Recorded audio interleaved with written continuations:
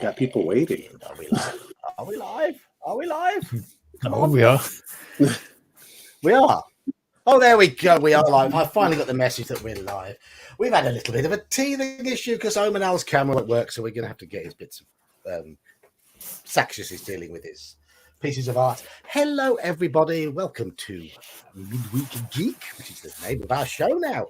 And we're doing art tonight, which is a wonderful, wonderful topic that is so intrinsically linked to our hobby. The memories come from the artwork much more than the text. The rules may be fuzzy, but the artwork stays in your mind. I'm joined tonight by Saxius and Omanal. So hello, Saxius. Hello, Omanal. Hello. And we won't be. It's very highly unlikely we'll have Elf back with us tonight because A, he's not feeling well, and B, he's got a potential job promotion today as well. So two things have landed for him, but hopefully he'll pop in later on and let us know how it's all gone on. So I think Gingerbeard might be joining us later. DK did make some DK type noises, but we never know with DK. So, welcome to everybody in chat. Who's in chat? We have Elle, we have Axis, we have Mage's Musings, we have Arranger Lemure and Halakar all saying hello, and they're talking about food. You lot talk about food. Yeah, you lot talk about food. We'll talk about art. Don't care. Okay. We were saying beforehand, like as we were messing about, hello Ian, messing about before we went live, that if chat just look after themselves, it gives us less to do. Hello, Dualini. So we are talking, of course, going to be talking about role-playing game art, our favorite pieces of art, those bits of art that inspire us, those the memories, I don't know the words to describe some of these, but nostalgia. Let me just start you off. Yeah, nostalgia. That's the one. Let's see. I'm just going to show you how not to do it. Oh, God! But now you've got me right there. This fine piece of art here was drawn. It's a contemporary piece of art. It was drawn 20 minutes ago by a very talented hand using a mouse. And as you can see, it's magnificent, isn't it? Look at it. I have no words. I'm shook with just how you've just captured the moment. Right, yes. It looks like Saxius is obviously been eating, because it reminds me of the stuff I saw from 40 years ago that we used to do for the games as well. Yeah. Except the body was never that big unless we did an ant. Well, I had to guess with the body because we've never seen Saxius from his second shirt button down, so we don't know what the body's like on Saxius. But well, let's keep it a mystery for now. I can show more of me, later when you've earned the brownie points. Right. Okay. But the sword and the axe, I mean, they're fine, aren't they? You've got it. It's pointy. It's sharp. Yeah. I mean, that's good enough that you don't even have to say what they are, that we can just pick them out immediately. Yeah, no. Yeah. Yes. So, his ears must have been burning. Here is Dark Knight of Hibernia. Hello. What is this abomination? What have you done? It's the finest piece of fantasy art ever produced. What are you on about? I'm words fail.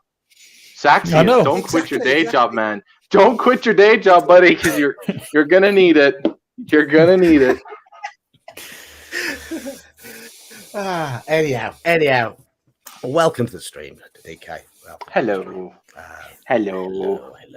We're going to be talking about quality art tonight, and how well prepared are you, Saxius? Because if I was to say to you, you go first. Yeah. You want to do that, or shall I go first and be predictable? I can go first. I just got to make sure I do the right form of presentation. Okay. So,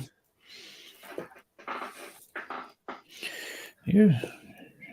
Oh, never mind. Never had There we go. this sort of happen before on one of my streams, so that's you should appear in the bottom bit. All right. Let me know what you can see now. I can't. Or if anything's coming from. Fair enough. You're still sharing yours. Oh, is that what it is? Yes. So if I remove mine, oh, what a shame that piece of art's gone. 13 people in chat to see that. 13 people have seen that piece of art that took me 2 minutes to do on Paint about 15, 20 minutes ago. See. Oh, I'm sorry, Saxius. I thought it was you who did that abomination. I'm sorry. I apologize. It's not an abomination. We can identify what the weapons are. I'm finding out that there are restrictions. I can identify a demon in a painting. That doesn't mean the demon isn't an abomination. So apparently my computer's a bit funny. It wants me to close down and reopen. So I'll do just that and reappear. Just a moment. Didn't know that these were okay. Okay. Right. Okay. Seems like we're all that way. Uh-oh. Are we? Well, no, I am. It says that if I want to try even getting the camera, it says try restarting your device. I'm like, Well, I can't show any art because I have a freaking tablet. So I'm just here for color commentary. That's okay. Okay. That's okay. If need be, if he can pull stuff up on websites, which is great because the ones I did are famous and they actually have stuff you can just pull up. But I was trying to make sure that we didn't have anything risque, so he keeps monetized. Yes, because a combination of Gingerbeard and DK on my birthday stream had YouTube saying, "No, you're not monetizing this one." Oh wow! Don't know if you can see anything now. I just said naughty words. It was certain topics that Gingerbeard decided to bring up. Which I will not say again. Say the C word. He did say the C word. No, he said another word about certain people who do not so nice things, and I won't go any further than that because I don't want you to get demonetized again. All right, let's go back to the odds. Okay. So here we go. So the first one that when you asked for this one is entirely predictable. Yeah. Okay. So this is. Can everybody see it? Yes. Yeah. I can see it. Yes, and I can see it online. That is from Dragonlance, correct? I don't know if it is. Dragon magazine that was later put into Dragonlance. I think it was a Dragonlance, but it was from a Dragon magazine. Well, it's by Larry Elmore. It was used in the second edition. It was used in the second edition rule books as well, though, wasn't it? Yes. And since I started with SecondNet, it's definitely one of the big ones for me. This was one of the first art pieces that I was exposed to when I started my tabletop career. This was it, and when I looked at it, and I just thought, this is fantasy. This is the adventure. This is what I picture when I sit and roll these dice. Adventurers going out, getting grizzled, facing terrifying monsters, coming out with a little bit of loot, but the way that they're sort of standing, smiling as though like it's been a big trophy, it's been a big game, a big event for them. This is a very, to me, it speaks a lot. It brings out the nostalgic feelings of the old style of gaming, but also how you would have to go through peril, you would have to overcome obstacles, how there were monsters, enemies, a tangible foe at the end of it all that you would have to face head on usually. And with that, there would be a reward to come with it. And it's the small details, if you start going in closer, where you can see things like the blood or the rust upon the armor, the scratches upon the dragon. You can even see, parts of where there were arrows that's stretched in. The shafts. Yeah, exactly. The shafts, Again, You can even just- see like the eyes are rolling back into its skull. Like it's very detailed. It's very good. the details are right there, and it's the sort of thing that really sort of captured me, and it just really brought me in, all the way through, from the mysterious wizards to the brave warriors, and even the cleric and The cleric, the halfling, Exactly. the halfling thief. Yeah, it's got Exactly. it's got everything. It's perfect. It was everything that I wanted when it came to it, and Love it. It's fit.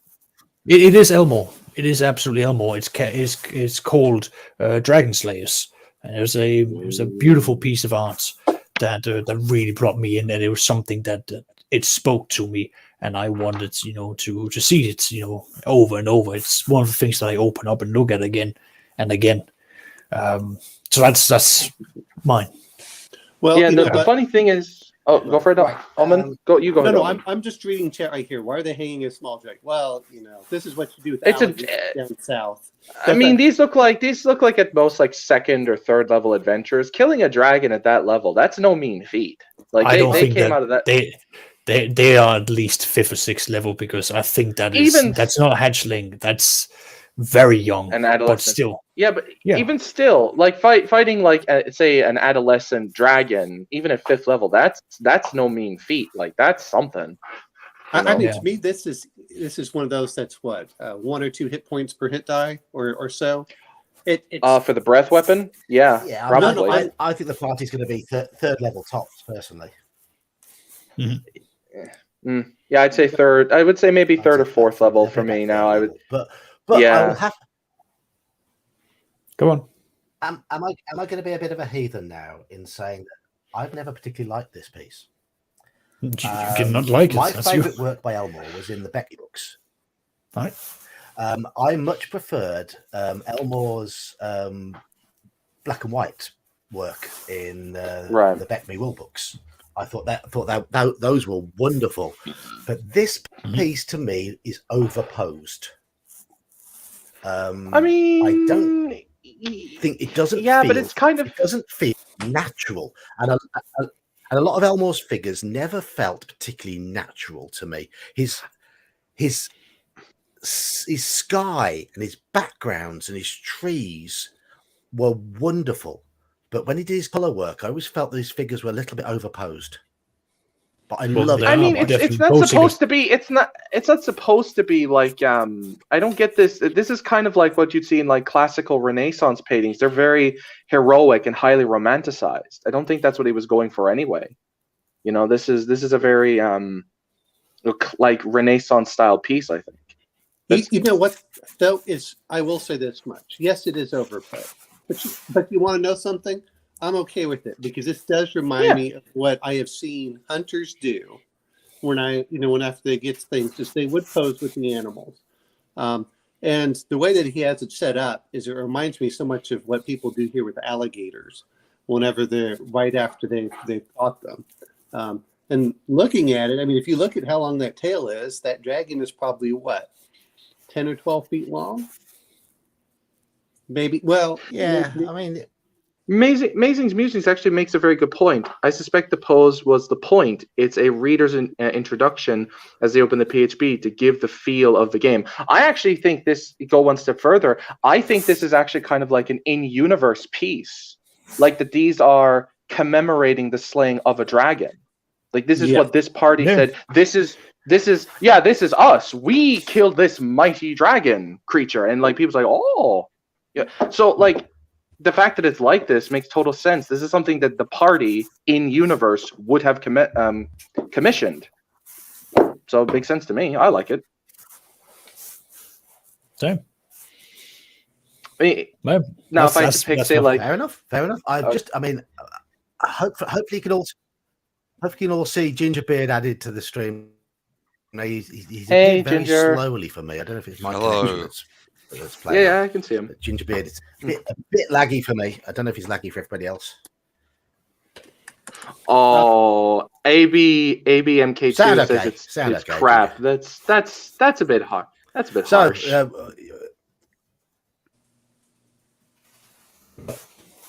Yeah, so next one. Yeah. Sounds good. Right. Is I've the made it stream no secret. lagging for chat Oh, at all? I just 40K, wanna know how yes. it's Who coming did through this on one? YouTube because Oh God, I have been rummaging around to find out who it was. we're doing all of Saxia's pieces at the moment. Okay. All right. Well, did you want me to go through? Do you want to do everyone's number ones, or did you want to go through everyone's one by one? Because you didn't give me instructions. It's completely up to you. Yeah. Let's do all of yours then. Let's do. Sure. No, I didn't. I mean, I have the book literally right here next to me, but when I open it up, So where which book it is this one? second edition, Dark Heresy. Oh yes. The 40K stuff is really good. I will say one thing, just as we're leaving Larry Elmore, there's a great documentary called "In the Eye of the Beholder" talking about the history of art in Dungeons and Dragons. And Elmore did say that he loved to do landscapes, so D&D just let him do landscapes. Then he put in figures sort of as an afterthought. So anyway, back to this because this is a glorious piece. I think It's a fantastic one. Yeah, I will not These hide. landscapes are gorgeous. Yep. Yeah. Now, I have never been hiding what I am like as a DM. I think it has been blatantly So, obvious. Saxia, tell us this picture. Yep, of course. So, as I said, I hope at least I'm coming through. But am I coming through? Yeah. Okay, Yeah, you're not- I can hear no, you. you can. Okay, good.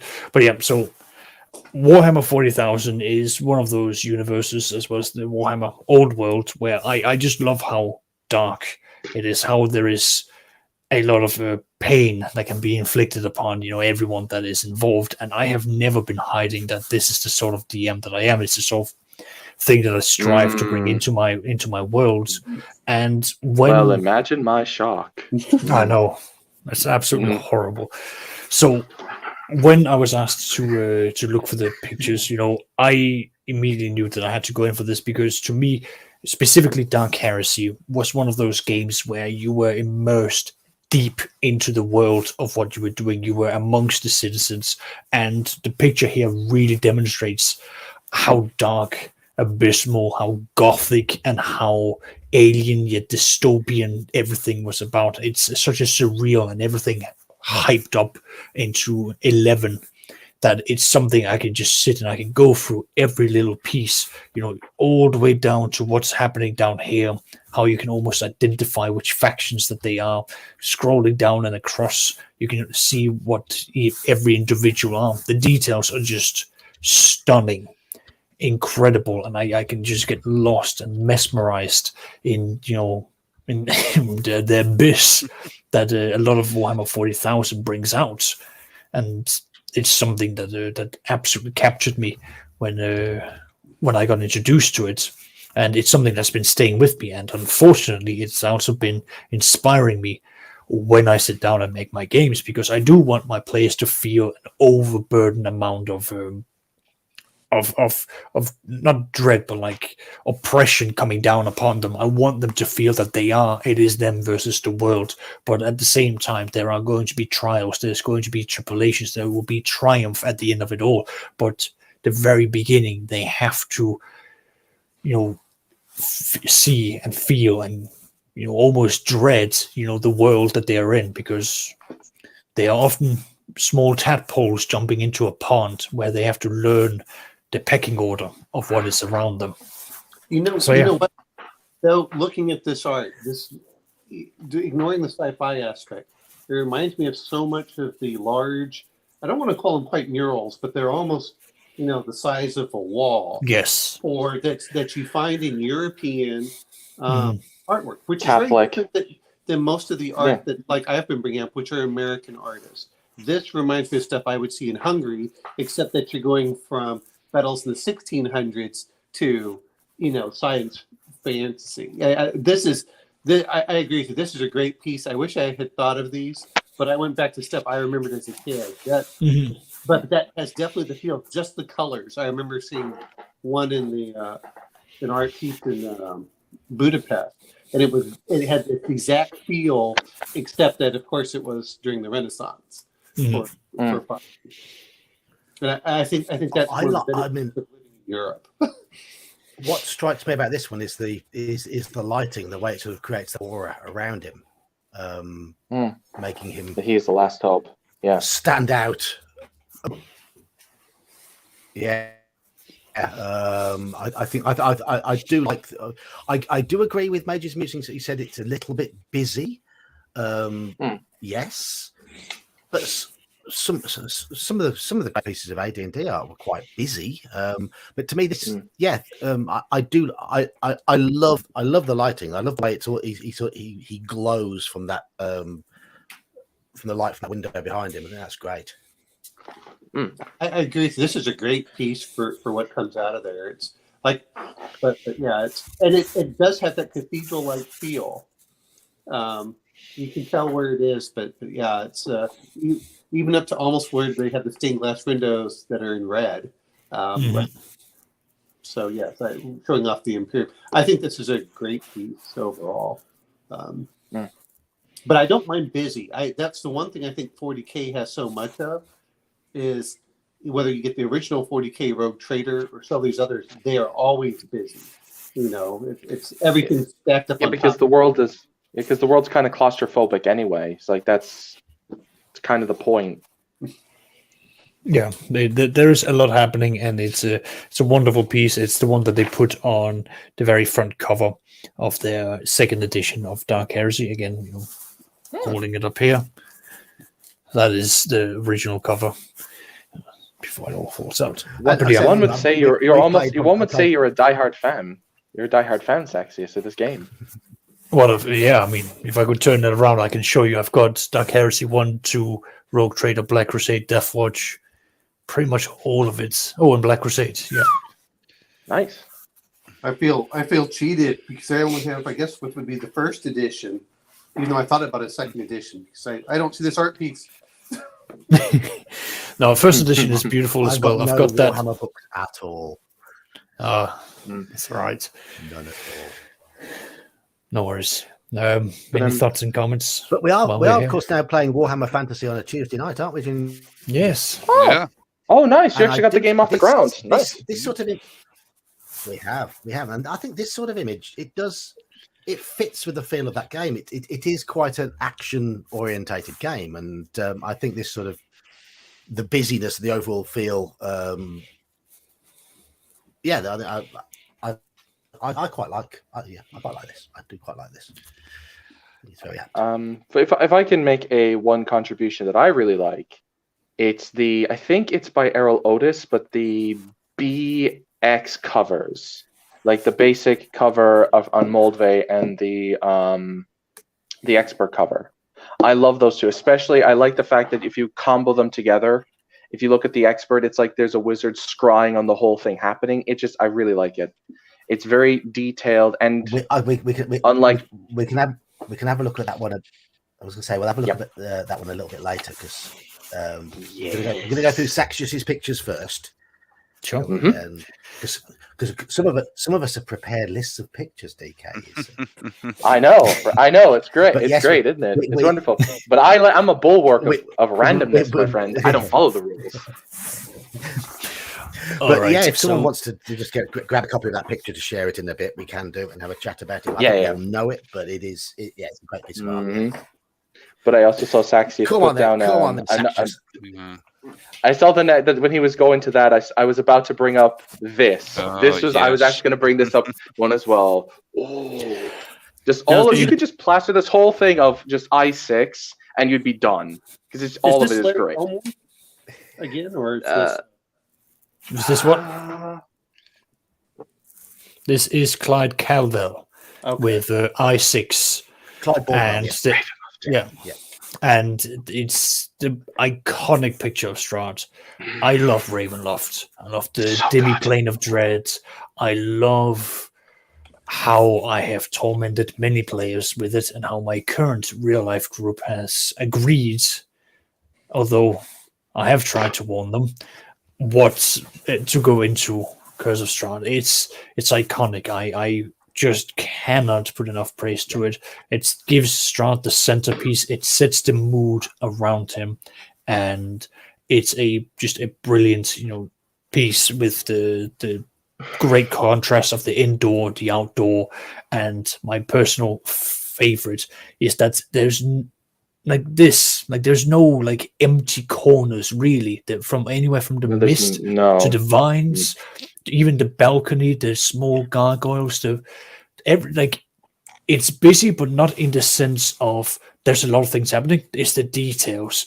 Every bit of this piece, there's been very good details put into it, from the Gothic, pictures, the best, the very castle itself, and just the overall look, even down to the feature, the face of the skull the itself. Hair. You could see the anger, the somberness, even the sadness in the guy. Like you can see an imposing and terrible but tragic figure in Strahd. It's just so good. This makes me want to watch Bela Lugosi's Dracula. I want to watch it now. Bela Lugosi's dead, undead. Yes. Oh, house. Right. What got me about this picture is that it managed to get all those aspects that you traditionally think of when you think of the Dracula myth, and combine it all in one picture. You've got the vines, the vampire, the lighting is stunning from behind. Perfect. You've got the mist, the bats, the belfry, the lightning going on in the background, the gargoyles, all those details that you associate with the atmosphere of a Dracula story is in there. Yeah. I would like to point out that Praxis is being a little troll. It looks like he grabbed a screen grab from an episode of Scooby-Doo. Yes. Oh yeah, it's like Scooby-Doo. Ha ha ha ha. Before Scrappy turned up. No.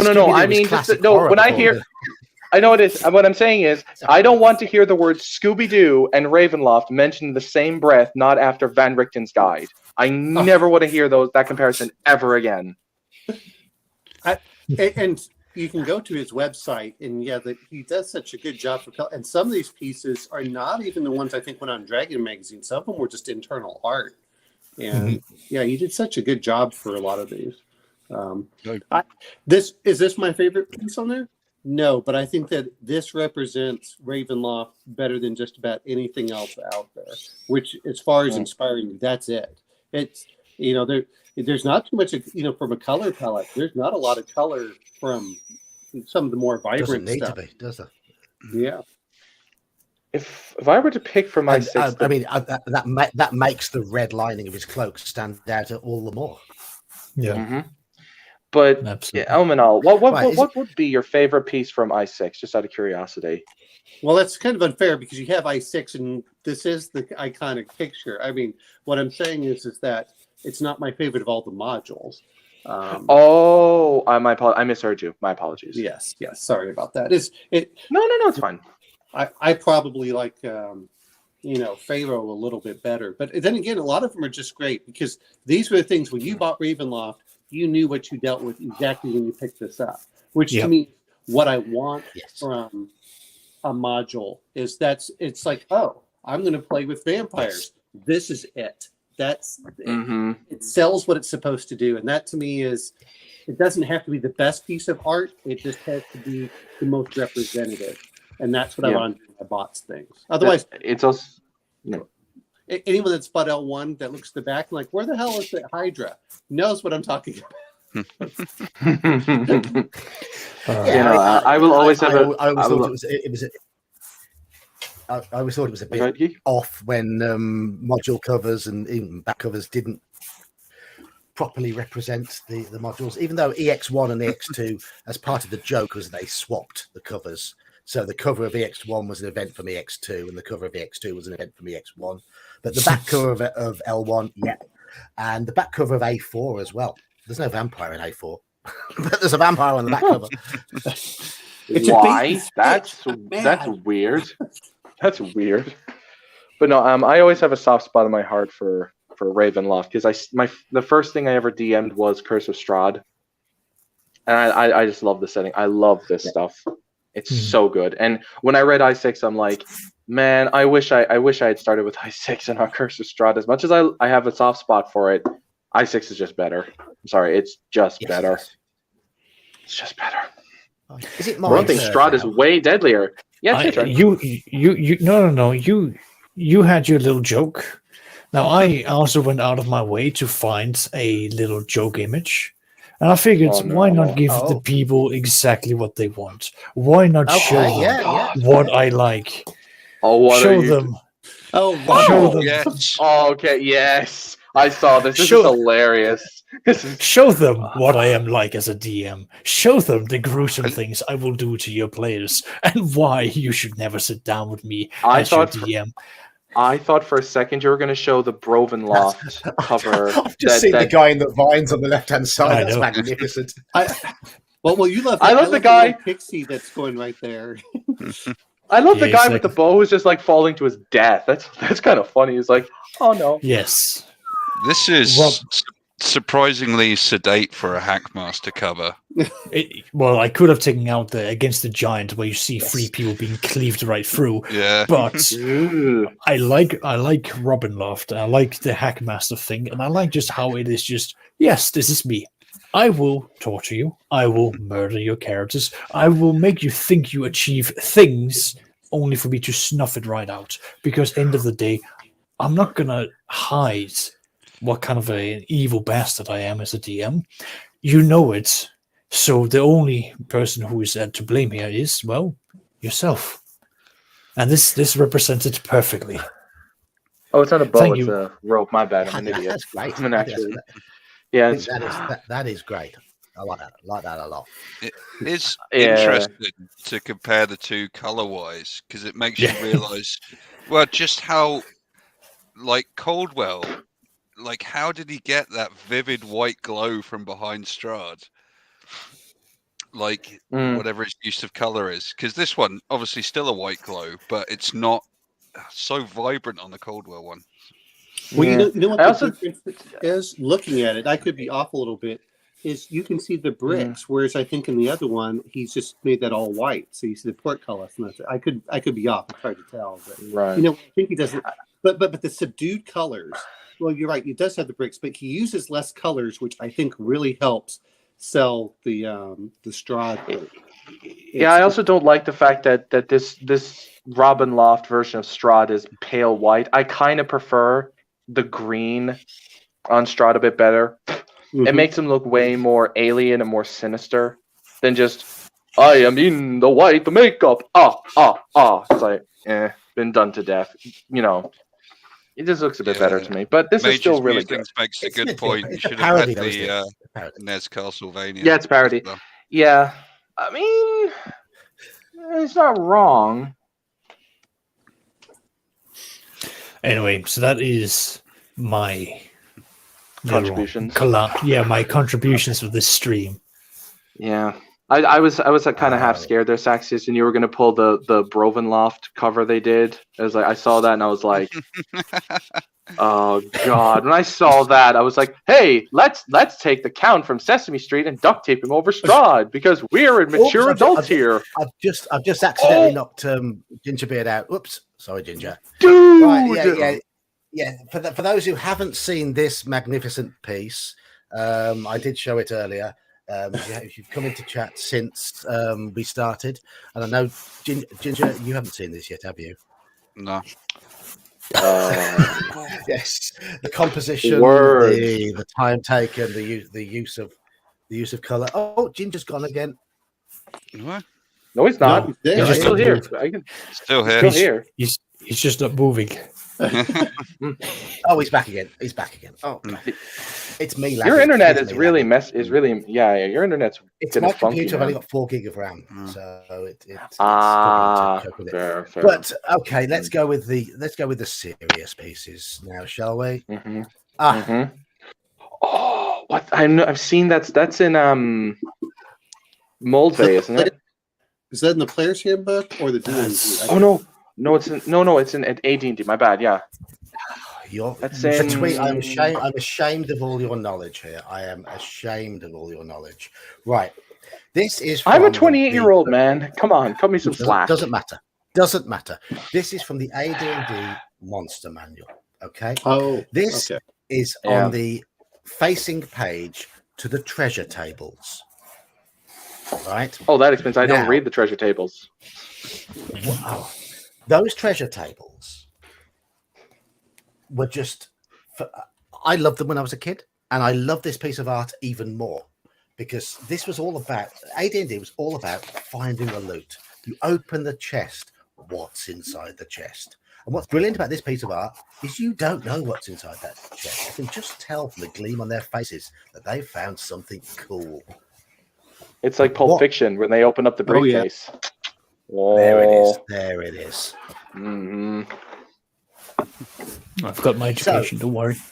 I mean, even running a recent group who didn't tend to like slowing down for mechanics with the game, there was a bit where they had a random encounter, and I decided to give them some random loot.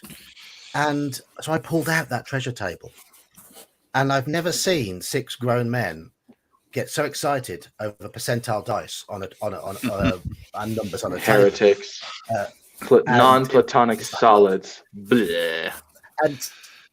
But it just showed what AD&D was all about. It's the wonder of finding something magical and something valuable and getting some reward for your efforts. Now to be fair, Dave BK, Tremblay, you can use he's a master of doing D20s to roll percentiles. You just knock off the first number. Yes. I will say though, I'm gonna sound like Geek said. I'm gonna sound like a heretic. I'm kind of creeped out by these guys. These don't look like adventurers. They look like mutated hellspawn that I'm supposed to kill and take the treasure from.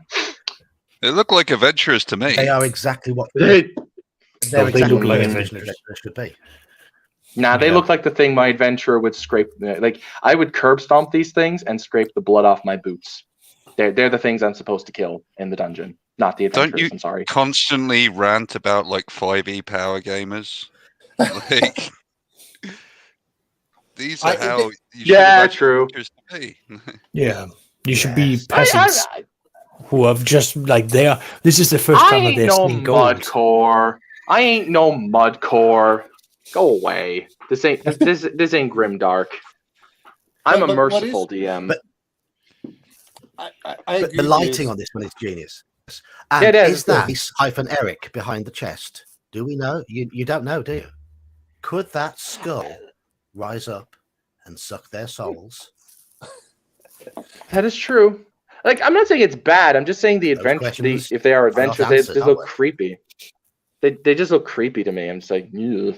That's appropriate. They're in the monster manual. They look like monsters. It's dark. It's true. It's dark. It's mysterious. It's supposed to be. Whatever is in there, it's reflecting from a single torch, or it is glowing light, which either It's case. magical. It's awesome. It is. Black and white art is good. Gem. It could be anything magical. It could just be gold reflecting off. I mean, that's what makes it so great. It leaves your imagination, which is what I love about some of these things. Is it's your imagination that what they found. But who did this piece? Well, the initials are DAJ. DAT. Oh, is it? Oh, it's T. My bad. I'm an idiot. He's the one who did the original Player's Handbook cover and Miracle the Chaotic from the Dungeon Master's Guide. And a lot of the Monster Manual stuff. All I'm going to say, musings, yeah, okay, you guys say that they like my clerics are never creepy. They're just zealots. They're not creepy. They're insane. There is a difference.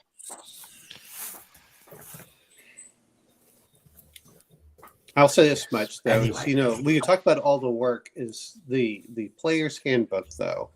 When you get the full piece that does the wraparound, which is what so many people miss with the wraparound, that is really brings into the idea of not just adventurers, it also brings in the idea of retainers, which I think a lot of us miss when we played the first time.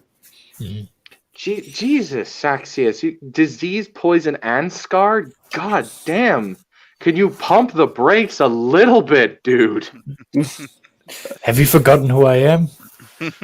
Yeah, and that's why I'm telling you to pump the brakes, dude.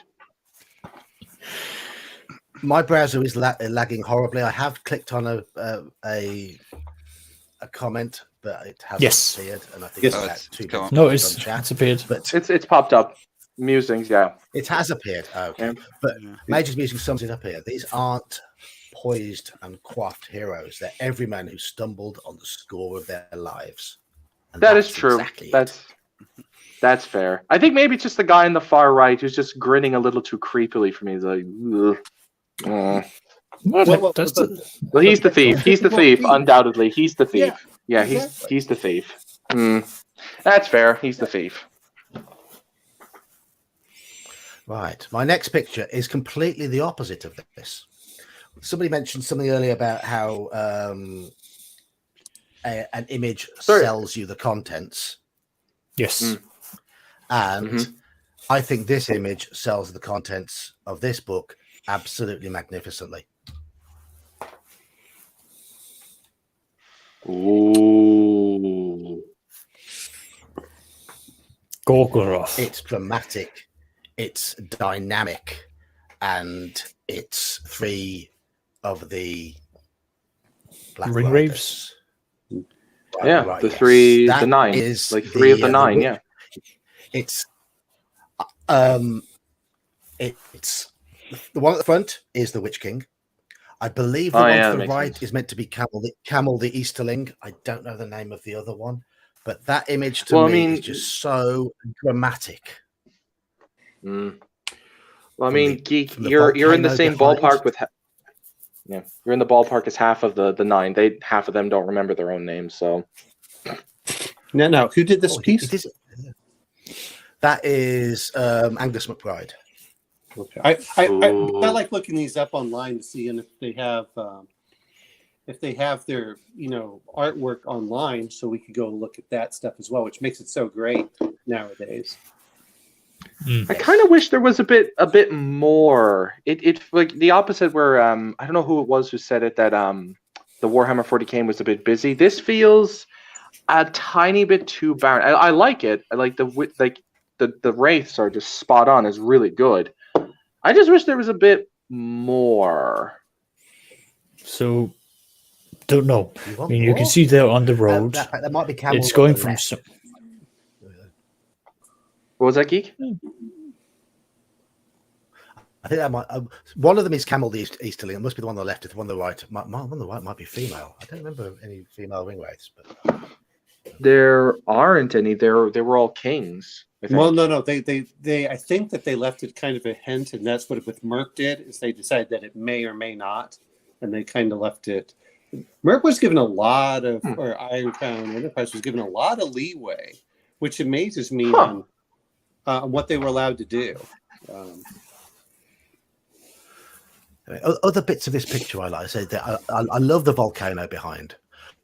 But look at the eyes of the horses. Yeah, those are not normal horses.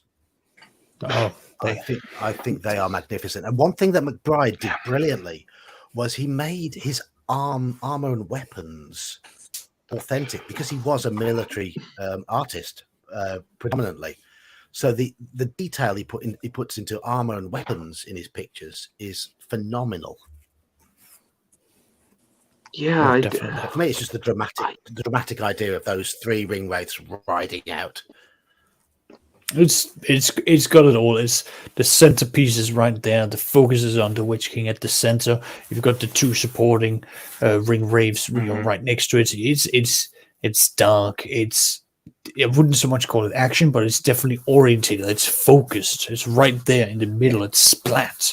You've got bits and pieces over towards the end. Like I might complain a bit. Like I might complain that there are some areas that are left empty, but I think for what it's meant to be doing, which is capturing you at the center and then spreading out to the sides, it does that beautifully. But like if you see these things, these are the ring wraiths. And when you see the ring wraiths in Lord of the Rings, that is a bad time. Those things are incredibly dangerous. But that makes it exciting. And look, they're leaving. You can see Mount Doom in the background as they're heading out. Yep. So you know that this is when Sauron sent them out to look for the ring. Yes. I'm just imagining the Peter Jackson song, when the ring wraiths ride. Oh God, Oh God, I want to actually make 9 wraiths now on horseback for a D&D adventure at some point. I want to so badly now. But I also like the small detail. Like, look at their cloaks. There are very distinct color changes between each one of the 3. So even though they are technically a form like unknown entity, they're still individual. You can still make out something, from the left having blue, the center having more green, and the right looks more brownish to me. That might just be my color blindness, but the helmets are different. Yes, the helmets are different as well. Elle would like to chime in and say the best picture of Angmar is Lord Soth's charge. I mean, what's that from? If you pit Lord Soth, like he's the Death Knight from Dragonlance. Yes. Yeah. Lord Soth against the Witch King. Lord Soth against a Nazgul. I'd say Lord Soth would beat them handily. He's way more powerful than they are. You know what? I'm looking at that right now, and yeah. that's a gorgeous piece as well. Let's see. I'll look that up. Actually, I don't think it's by Keith Parkinson. He has the artwork there as well. I wonder how many Dragonlance modules were sold on the awesome artwork, and then people got them, and they're like, "Fuck it." Nah. Yes. Well. Yeah, the covers were great, weren't they? Oh, is that the one? Is that the one with all the skeletons behind him? Yes.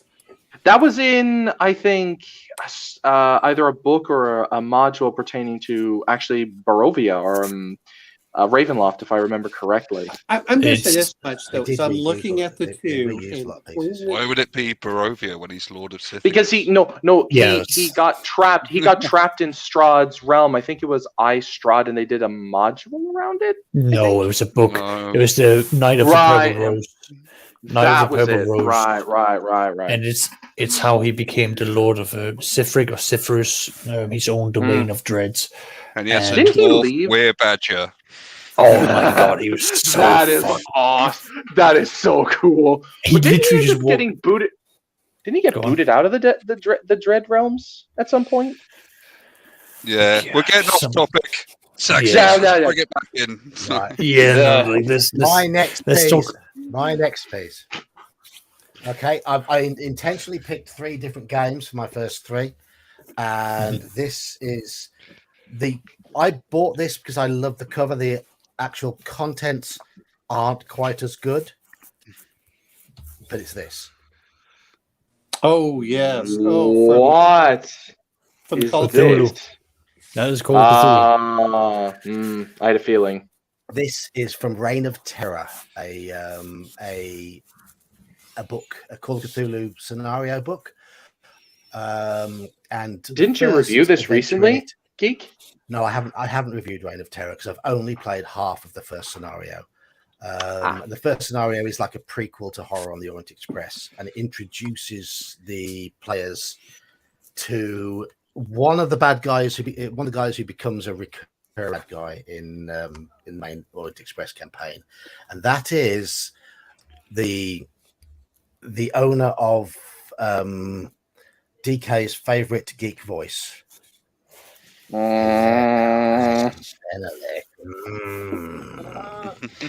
Geek, I tried to plug some of your videos, and you repay me by bringing that pervert voice on.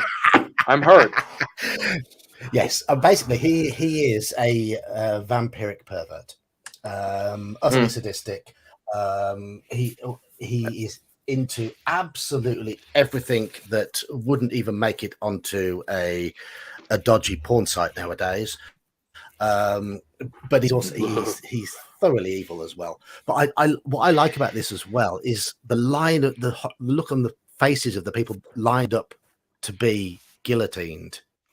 The guillotine in the background, because it is during the French Revolution, the head being held up and him sort of overseeing with that blood running down his mouth and those eyes, just overseeing the whole scene as if to say, I'm enjoying this. I just want to thank the artist for depicting the French in his true and natural habitat. Is perfect. I think it really captures the French as they truly are. I think it's wonderful. Thank you, top notch. No, hold it. This is not the French. We're not seeing their backs, and they're not running away. No, I'm sorry. That is true. No, this is the Parisians. We'll give them that. This is the Parisians, so we'll give them that. That is the But still, that is the full top marks. that it's from. Nice. Woo! Reign of Terror. I think it's a gorgeous thing. You have the centerpiece of the madman here, the signs of. I keep on thinking like the right hand side of his cheek is scarred, but it might just be the frowns. But the driplets of blood, the glazed over eyes, the signs of aging, and then all the way down, to his closed knuckle, I believe it is, at his chin, and then all the people underneath. It is such a brilliant way of encapsulating, the centerpiece and everything just dripping down from there. That's definitely something I'm enjoying.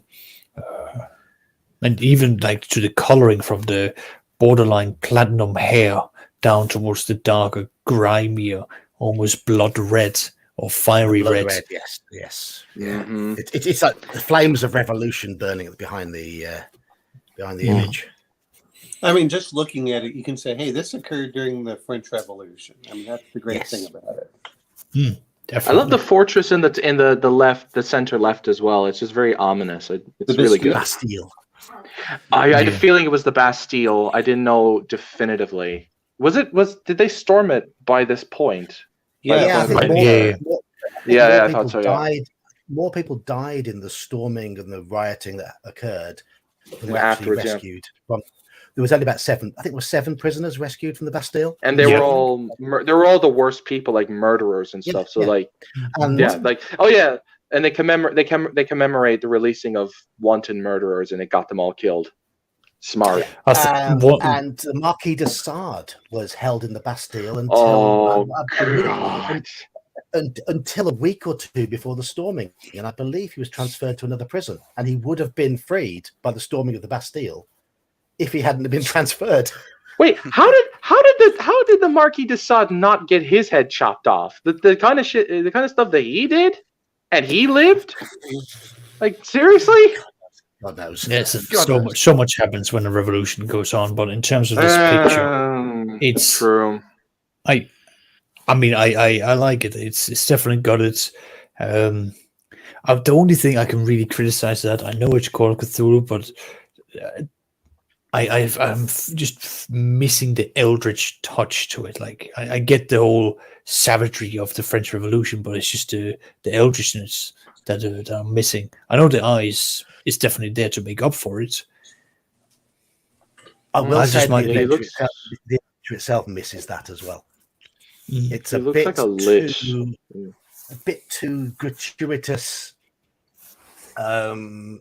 sex and slasher horror for real Cthulhu. Where they did the actual module itself. It's more like it's not. It's more of a thriller, like a Jason Voorhees kind of thing. Is it? Yeah, I mean it's gory. So this fellow's more of a hammer horror.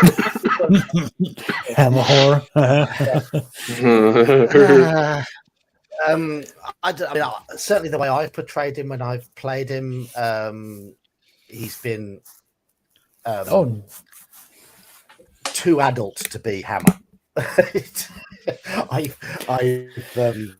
I've given him that sickening voice and some real perversions, but that's how he's meant to be.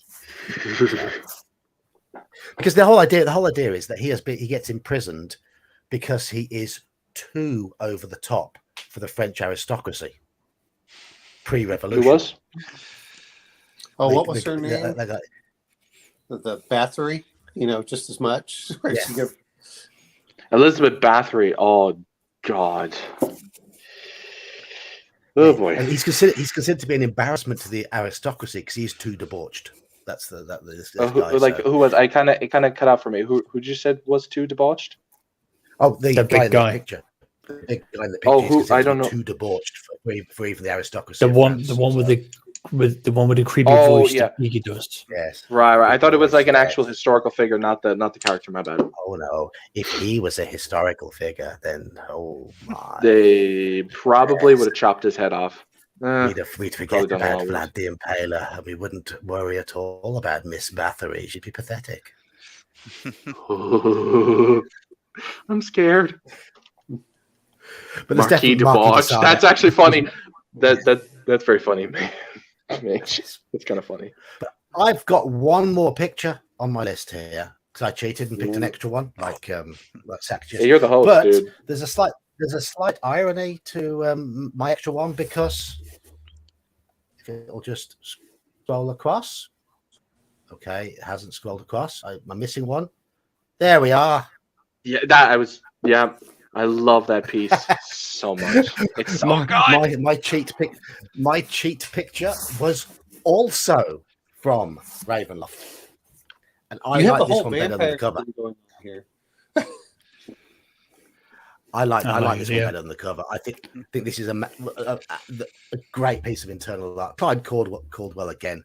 I prefer it because it's black and white, but that to me is just absolutely magnificent. This is It is definitely gorgeous. Hammer film. I mean, you can tell that they picked these all Yes. from Ravenloft. Is basically someone watched the Hammer film and said, "Oh yeah." It's like it's what I almost like about the fact that it is black and white is like whereas normal D&D stuff it's kind of hit or miss whether it works or not.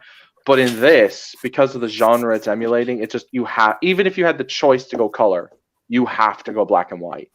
You have to. Yes. It's so good. How is it this consistently good in its art? It's so good. Caldwell's I like the wagon genius. wheels. You can tell that they're moving. But Yes. the carriage wheels. Yeah. Yeah. It's so good. And that's a proper fork of lightning as well, isn't it? Yep. There's a big Yeah. clap of thunder coming almost Mhm. immediately. And it's the towers as well. If you've ever seen the Ravenloft map with all its different towers and everything going up, and it gives you the heights of the towers, this really gives you a sort of perspective. That was that's actually the really cool thing about like these kind of gothic horror. They always depict their castles as grandiose and massive. And I think that because they do that, it makes the protagonist seem very tiny. You know, like they're almost fighting. What was that, Texas? I was just going to say, but it's because it's also supposed to represent the power, the imposedness of its master, the owner. It's not just a the sign of your military strength and its position. It's also the display of wealth, influence, the fact that this overbearing structure will loom over you. You, the individual, you, the ant, you, the thing that will be crushed underneath its boots. And there's also like history and grandiosity. Like this is as old as the man who owns it. So you're just an insect of a blink of the eye of this creature. You're just, what are you? You're a nobody. This is Stradman Zarovich. The master of houses. This house is something to be respected. And even like it's almost like, yeah, and you're also a mouse walking into a lion's den. That's literally what this is, and I like that. Yeah, it's just so good. So good. Yes. Anyway, that was my little cheat piece. So, Saxes, have you got some of Omenel's stuff? Because I know Omenel couldn't get his camera to work. Yes, I do. I will remove my extra screen from the stream. So if you can throw up some of Omenel's one, and now Omenel can regale us. Now, to be fair, is when you said things that inspire, I didn't pick anything from games, so I have seen a lot of the stuff being picked from games. I picked your classic, what inspired probably everyone that's ever played D&D in some areas. And some of them I picked purely because there may be pieces I liked better, but they were kind of risque. And so I made sure that I just picked certain aspects in there. So, Texas, can you bring them up? Or are they here? Yes. Let's see. Yeah, you're not alone, Almanal. I have picked from a broader palette than just stuff from games. The games were great, but I know that. Let's see. Okay, so this was the one that Geek mentioned. This is actually Geek's. Because he mentioned the Elmore one, and this is the one that she mentioned a few streams back about Elmore and having the giant. So this isn't necessarily mine. I really put this up for him, just where you can see the battered And if you go to Larry Elmore's website, he's got hundreds of his drawings there. So that's. But I think this is much better than the Hanging Dragon one. But again, you've got his wonderful sort of scenic effects. Elmore was a master of the landscape and the environment. I thought that was always better than his figures, but in this one, his figures I think are better than in that dragon picture. And you gotta love the footprints. They're walking away. It's not even like Kabuki Kid mentions that. Is the guy on the ground the same cleric who actually was in the dragon? I think it might be. It looks similar enough to him. I don't know. It's kind of sad if that's true. Anyway, the only reason I put that up is because I thought this might be one of yours, John. Okay. That how much I like. I think this is one of Elmore's best, personally. It's got more emotion to the scene than the other one. As I say, it feels less posed. It's the aftermath of a conflict, but I tend to like the ones where it hasn't gone quite so well for the heroes. and in this case, it certainly hasn't. All right. Okay, so this was one of those from Michael Whalen, and he did several of the art for both Elric and Edgar Rice Burroughs. And I just love the color palettes. And he switches between different color palettes. But this was probably, from my eyes, just catching things so well for this. And this is what I grew up as a kid. Even though I've been playing D&D for a while, the artwork on just the covers of the books just got me going for this. I love this is supposed to be on Mars, the two moons in the background. And I can't remember if this is, but if anyone goes to Michael Whalen's website, you can see all of the work. And I love the stars up above too. Demonetized for the woman mooning in the foreground. Well, she's wearing clothes, unlike some of the others. Yeah. My favorite actually is the one. I guess it's John Carter of Mars, where he has the Green Martian standing over there that are dead as he's carrying Deja Thoris in his arms. I mean, but all of them are great. And then you can see, I can't tell if he's dead or not for the man in the foreground. But I love the figures for that. Yeah. I hadn't seen it on the floor until you highlighted it. Well, yeah, I didn't see him either. Yeah. Yeah, it's that little detail in the little lizard. It's things like that, but I love the colors. The colors are just, as far as gold comes, that's about as great as you're going to get. And he did all of these. I mean, again, part of the reason that we bring these up is I said they did too much. He did, Elric. So he did several of the ones, but I like his portrayal of everything, and I love the eyes on the bantha there. The green eyes captures the idea of it being the red planet very well as well, doesn't he? In this, yes. Again, if if anyone wants to go over there, go to his website. I think it's michaelwhalen.com, and you can see all the different artwork. But I was trying to bring out artists. I was really trying to feature the artists because there's so many great works. Just like you did Clyde Caldwell, I was looking over like, I remember this piece in a Dragon magazine. I remember this, and they're so great for all of them. Absolutely. I like the way that the bright colours in the previous picture contrast. There's the overall feel of the red and the brown and the gold, but then you've got those splashes of something brighter. Yeah, green, purple, blue. It just pops. Even the gray on the gravel on the ground kind of stands out as well. Yes. It looks really good. Yeah, it does, yeah. All of his artwork, I think, is great for the. I think he did all 13. For some of them, I also like the one where they were doing with the Green Martians for the first one, but I didn't want to get demonetized, so I didn't leave quite as many. Well, it's a bit late for that now. So, yeah, well, no, she's wearing stuff. It's just That's fine. I don't think YouTube's going to agree, my friend. It's Arabian culture. How dare you? Hey, let's not go down this road. All right, let's move on to the next one. Let's see. So this was Boris Vallejo. Again, some of the things, but this was one of those that I was trying to look for science fiction, which actually I think Saxius brought out some of the better ones. But I love all the stuff that Boris did. But this was just so classic. The contrast is so good. It's so good. He just does great work. I mean, he's still painting. He's what, 80-something years old. What? Yeah, he and Julie Bellamy still. I don't like Julie Bell's as much when you can see her influence in later works where they collaborate. But Boris Vallejo, I love everything he did, and that will come up the next one of who he took inspiration from. But I loved his action figures and the style of when you look at his figures or artwork. But I wanted to get something a little bit different for space. I also wanted to pull up the Star Wars stuff.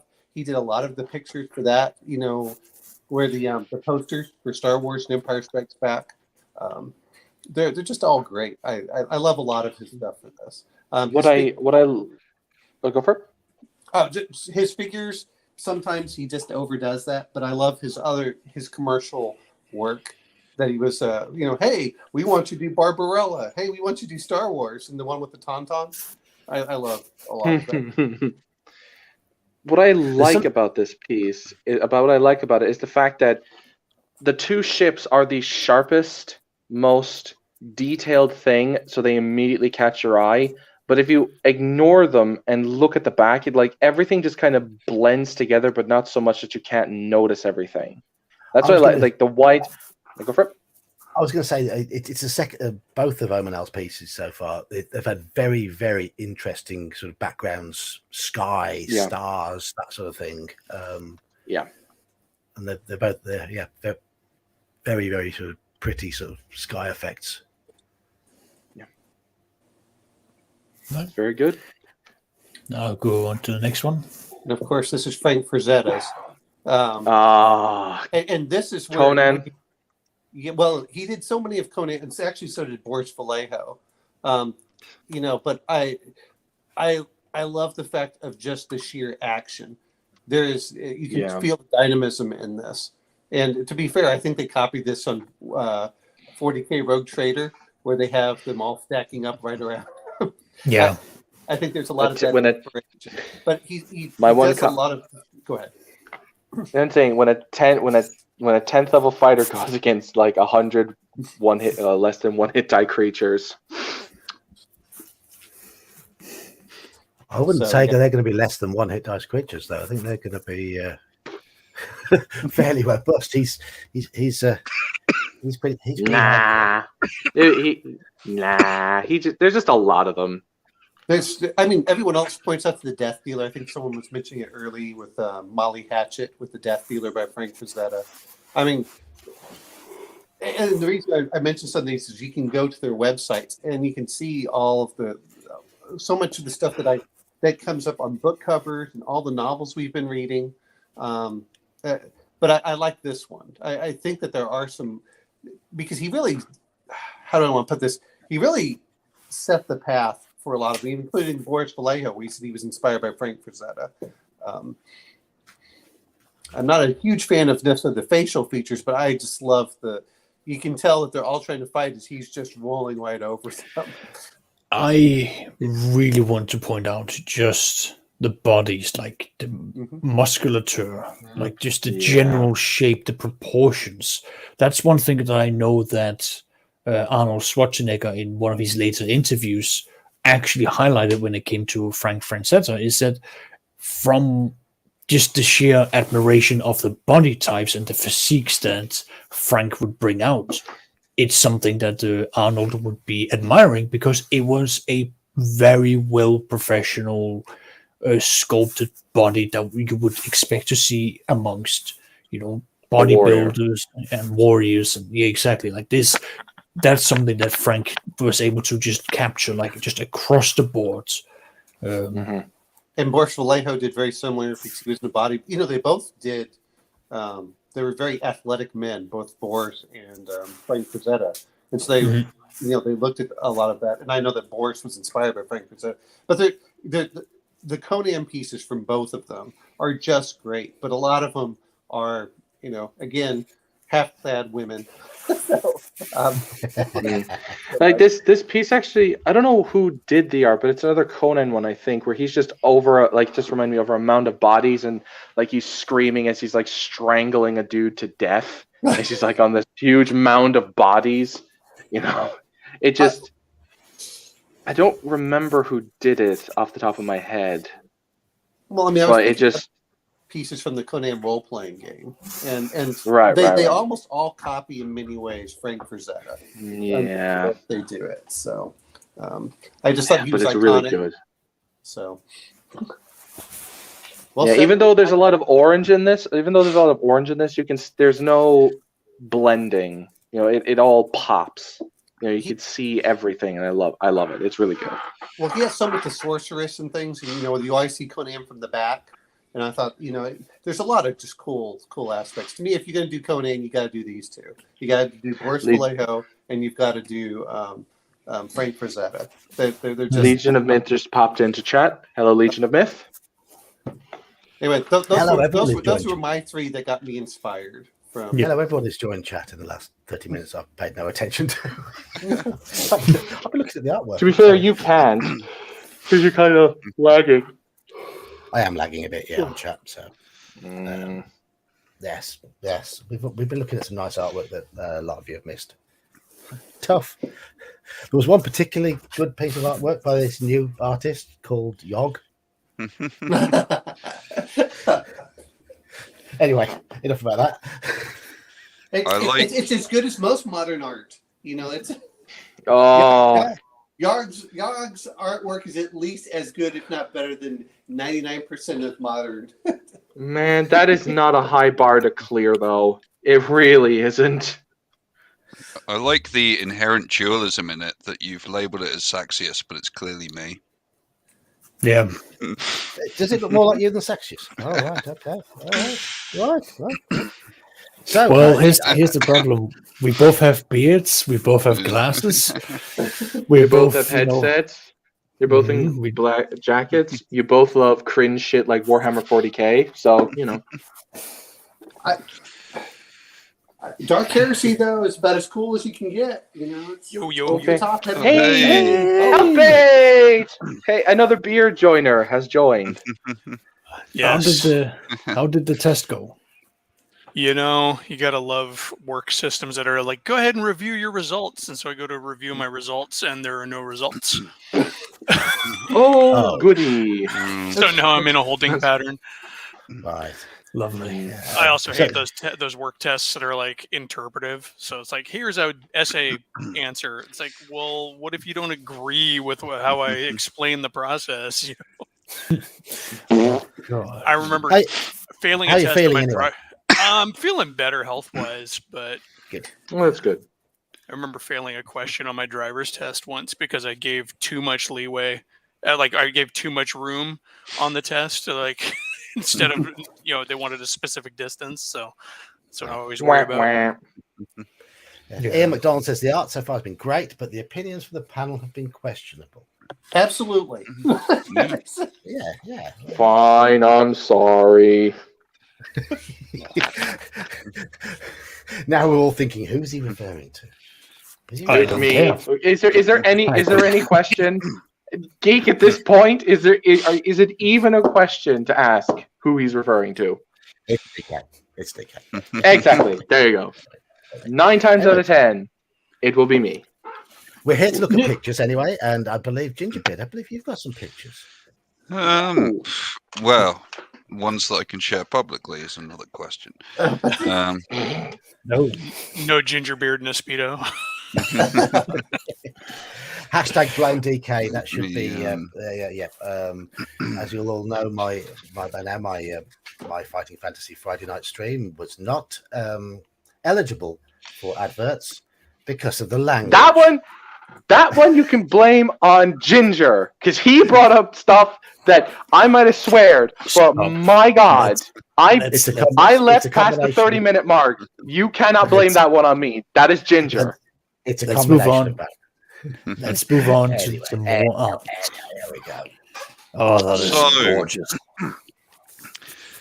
Back to the Warhammer stuff. It was very hard to pick a John Blanche piece. This is probably not going to be his best work, but it brings in a lot of John Blanche themes, lots of use of orange, the Mona Lisa, which is speaks to his background. I love it.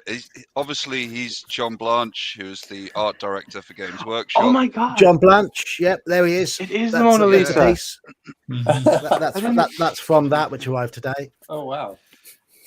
Very I thought it was nice. just a Spaniard. I thought it was just a Spaniard. Huh. No. It's the Mona Lisa. Nothing is where- ever where- just when it comes to John Blanche. Yeah. No. Where was this from, or is this just one you just picked? Just one. I was going through a lot of his older works, and this was just the one that spoke to me. That's So I don't know where exactly it is from, but it just kind of summed up a lot of his themes without Completely going into bonkers. Space Cathedral. Yeah, well, just like the idea that he clearly has a love of trying to replicate the Mona Lisa. He's done it on like miniature banners. He's done it in pictures. And it speaks to his kind of, he is a classically trained artist. It's probably an exercise that he was made to do and something that he still enjoys. So I thought that was really neat. I mean, if that's his muse, then who are we to judge? I suppose. You know what though? Is sometimes we just don't have enough humor. Is we pegging over. John Blanche has just left his mark all over everything, though. I mean, there's entire games now that exist because of his style being replicated in miniatures. The whole grimdark miniatures angle that then gave us Turnip 28 and And that's fascinating, seeing like people take his art style and his Blanchitsu painting columns, and then it kind of develops and, like you say, turns into like Turnip 28, and people are inspired by him. And then, because of course it's social media, you start seeing a backlash like, oh, what's this Blanchitsu painting stuff? Like, this is for idiots. It's like, no, it's just, it's a way of painting. actually the painting style is Sexiest very and- forgiving painting style. Yeah. Actually, one miniature's like slap a lot of crap and texture on there. Woo, John Blanche. It's One cool sec, because, guys. I'm Geek. I'm going to drop out because my thing is acting up. So I'll be right back. All right. All right. Dude. but yeah, it's his whole like painting style, his painting style and miniatures. Yeah, that's the thing. Like, as a not very good miniature painter, it is very good, very forgiving, but it's also really hard to master. Just like that It balance. was of kind of so focus. hard for me to do my Turnip 28 armies when I did them because it's like, here I'm going to take this perfectly nicely converted miniature and just slop texture and color on it for that effect, and it was kind of freeing. I mean, it's just like it's like I'm not striving for technical perfection, which is nothing I ever strive for, anyways. But here was an excuse to really dive into just enjoying texturing the figure. That was it. I mean, whether that's Just making it texture in stand color out. or texture in actual three-dimensional texture. Yeah, Sorry about that. I just saw it- Sexiest and Geek were doing the jitters. It was weird. Oh, right. Okay. I say, I mean, As was the timer, actually. The timer as well was going like 43, 39, 47, 43, 40. It was going back and forth. It was weird. It seems to be a style where getting things to look authentic doesn't matter so much as getting things to stand out. Mm. And if you look at a miniature from three feet away, you'll see the one that stands out boldly before you see the one that's got the incredible detail. Definitely, I like it. It's got the colors. It's got the whole wow, sensing you right in the lightning in the background. I'm liking it. It's got the wackiness, the gonzoiness that is Warhammer. It's about The Venus Vitraps are what sells it for me. It's weird. It's just I agree. weird. The Venus flytraps Gotta are love things that bad moon, crescent moon thing. yeah. Given DK's comment earlier about the other picture not looking like adventurers, it's like, oh great, so you've got like Mona Lisa Standard Bearer and Moon Man Midget. Yeah, but there's a difference between kind of standard fantasy adventurers and this gonzo stuff. Like, this is insane. This would fit right into the last Sun game we played, but not like my a typical Swords and Wizardry or Lion and Dragon game I play. This is kind of just weird. Giving you some ideas, isn't it? Well, at least this fantasy female here is fully armored. Yeah. Hey, how do you know it's a female, good sir? How do you know that? Mona Lisa. It's got boob armor. I'll have you know, I have it on good authority that people don't actually know if Mona Lisa is a man or a woman. I'll have you know. And on that note, let's move on. Okay. Yes. So the next one is Josh Kirby, who mainly known for doing the Discworld covers until his sad passing. Oh, all right. So again, like Al and Al, fine. I know Discworld had like GURPS versions, and obviously Terry Pratchett played D&D and was inspired by it, but not something directly game related, but something that growing up, like, usually get a Discworld book every Christmas, and the covers were definitely a very memorable part of it. So, yeah. Why do all their arms and legs look like they're balloons? That's what I want to know. They just have like balloon proport. Like the guy with the sword, like his chest is all puffed out, and yet his waist is like it's like squished. Like someone just took a corset and just wrenched the cords. Stylized. Yeah, it's really weird. Also, you're talking about Carrot Iron Thunderson, who is a human who was raised by dwarves and grew up with a notable stoop for most of his young life. So his body's going to be a bit messed up. I'd also say that That's style fair. is definitely not trying for any sort of hyper-realism, so you can forgive it. yeah. Look at all the proportions on everything else. I mean, the Yeah, dragon it's looks like it's going through a black hole, but... Yeah, I mean, I was about to say, these guys look kind of like halflings. That's why I was like, huh. A lot of halflings in this. This is a slightly more hard-edged version of, like, Erolotus. Oh, yeah, kind of, yeah, honestly. Yeah, I mean, well, I believe, I mean, you're right with, I think that's probably Corporal Nobby Knobs, who was kicked out of the human race for pushing, so... Nobby Knobs, just like that's funny. What you... Hey! What's happening to that poor woman in the background? Oh, they were going to sacrifice her to the dragon. Again, it does conform to the book because she is described as a kind of larger woman, although if we're being totally book specific, she runs like a kind of rescue home, but like not for cats or dogs, but for like swamp dragons. So she wears wigs because like she's lost all her hair from small dragon instance. That's being sacrificed to a dragon, and she runs a shelter for dragons. That's ironic. Yeah, in the Discworld, the idea is actually I've never realised because I've never seen it this big, but that kind of blur there is like one of her swamp dragons. That's the size that dragons have got to at the Discworld, and this large dragon has only been brought back kind of through magic.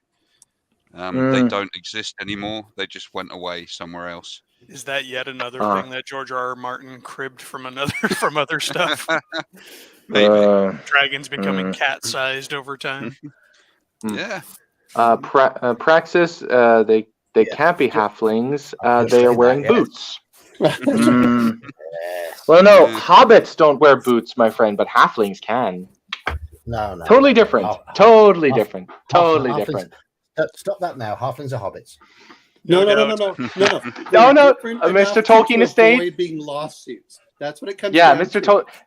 Mr. Tolkien Estate. We swear the halflings are totally different. We swear. Honest. I can always go back to one of my earliest experiences trying to teach somebody D&D, and I'm explaining character races, and he looks at me quizzically. He's like, "So what's a ling?" A what? Because we had half orcs and half elves.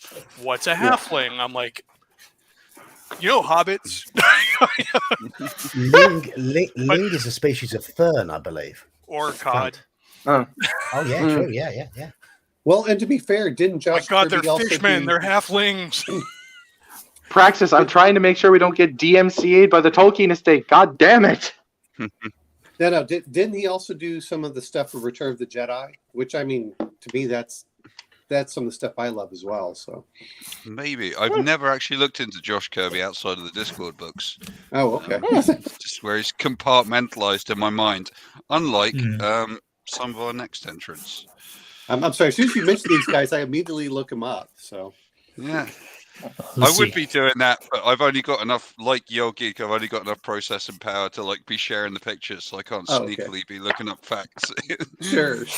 I would have come armed with pictures, but I didn't know how to share them. So Elric. Yes. Yeah, and to me, the Elric, Rodney Matthews, there was like an illustrated version of Elric at the end of time. Rodney Matthews did all of the pictures in it. Anyone who's ever read it is probably like thinking like, why didn't you put the space band picture in? Because that's really cool. But this is the same artist that ended up doing a bunch of Tolkien covers at one point. Looks very familiar. I believe so. I just remember when Maybe. I grew up as a kid, all of the adults in my life having, Tolkien posters all over the walls with that really psychedelic cover art, and it looks very similar. You know what? It reminds me of Wizards. Ralph Bakshi? Yeah. Like third edition, See. yeah. This looks No. like third edition stuff. I don't know. It looks actually no. It reminds me of the Eldar actually from Elder Scrolls, like the really elongated heads. If you was just to say, if you said from 40K, that would be no accident. Yeah. 40K is high L. Not Eldar, the Fantasies- Altmer. I meant to say Warhammer Altmer. 'Cause I'm an idiot. Warhammer I'm an idiot. Fantasies high elves are straight up Melnibonians. Yeah. Malnibanans, yeah, they There is Decadent too. Despite Elric's potentially weird insect eyes on it, going beyond what an albino's eyes would look like. I don't know. Just to me, it's always just like stuck in my head.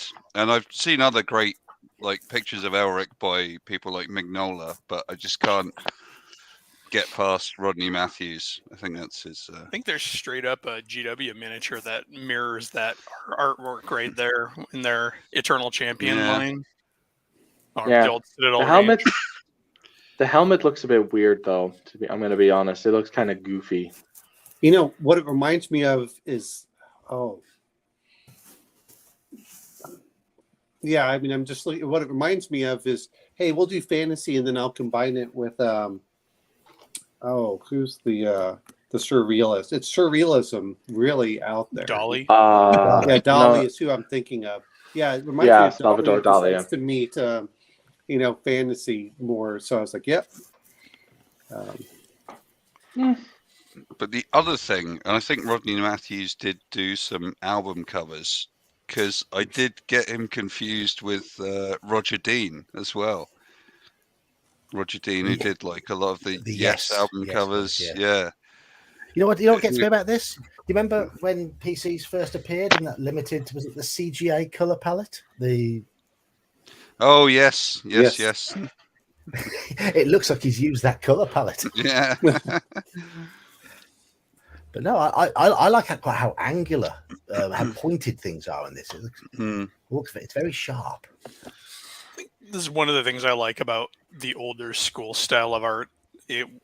Back in the days with the old monster manuals and all of that stuff, things weren't so perfected, and so there was like this art here. It's not perfect, in any sense of realism. So it allows your imagination to play with what it actually looks like, or it tweaks your imagination.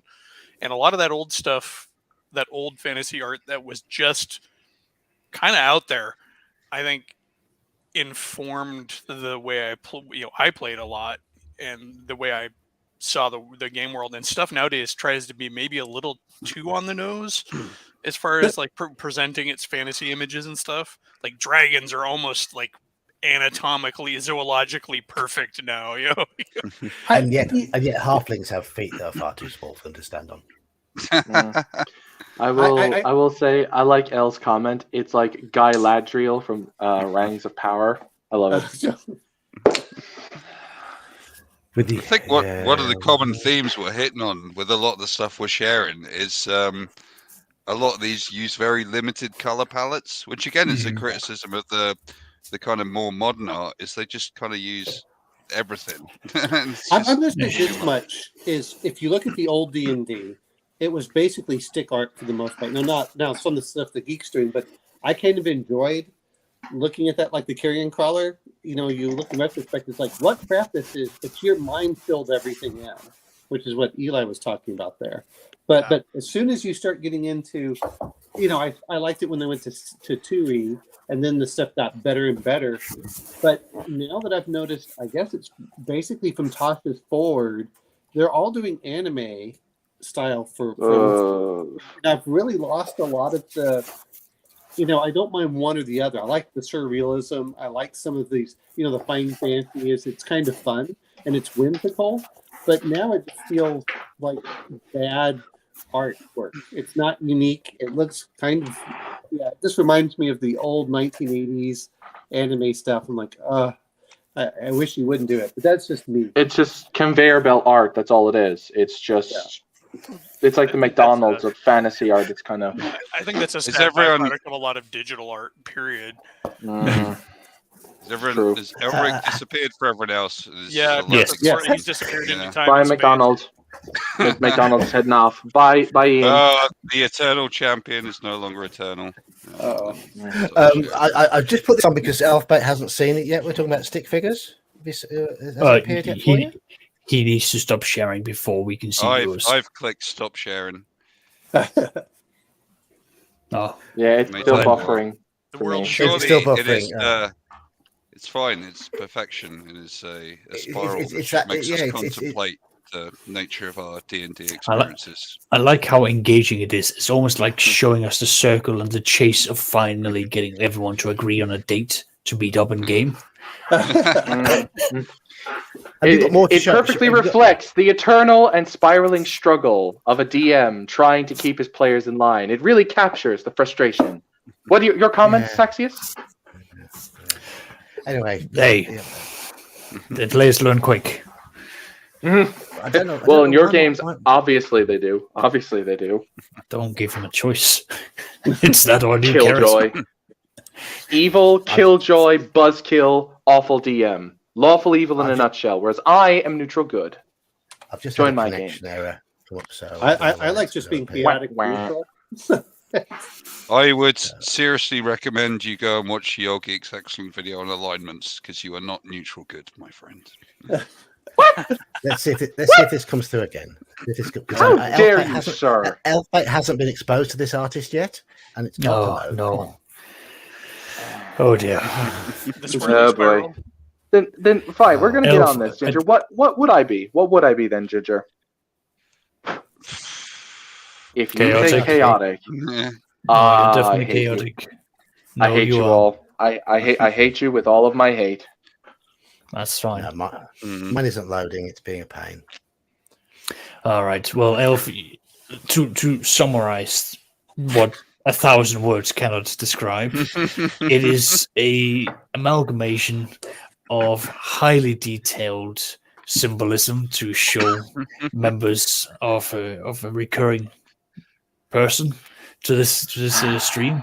It is a doodle. It is a badly done 5-year-old doodle of Saxius with a badly drawn sword and a badly drawn axe. There you go, on a white background with black ink. There you go. Just like everything else we've been discussing today, it has an excellent limited color palette. Yep. How dare you, sir? I actually would take it a step further, because it also doesn't bind itself to the proportions of what the body might have, from the strong central core to the smaller weak spaghetti noodle arms. I'll put it up in Discord later. All right, it looks like Saxius wants to be hugged. That's what it reminds me. Geek, send it to me. I will share it. Well, no, is that the next T-shirt you're going to be selling on Redbubble? Yeah. Sax just needs a hug. All right, finishing off my choices. I realised I picked one extra as well, but the next one I'm going to quickly go over because I can only get a tiny version. Oh, the old So psychosis things. Yes, I mentioned is Roger that? Dean. So Roger Dean, as mentioned before, did a lot of prog rock band album art, but this is actually the art for Shadow of the Beast 2, the video game, which I never played. Also, the Psygnosis logo was always cool. But the thing was, like, being young and playing D&D and also owning an Amiga 500, like flicking through Amiga Power or whatever magazine, you'd always see these adverts for these games with art Also, like they had this. amazing music on those games too. Yeah, things like Turrican with is it Chris Hillsbacks? The Killing Game Show, I think it was the Oh, one. yeah. Yeah, it's just like it's just the way that when you're young and you can't afford these games, but just seeing like the cover art for them is often far more inspirational than what the actual games end up being. Oh yeah, the Psygnosis games were never as cool as their covers. Was it Yeah. Terror Pods? Was another one that he did the art for?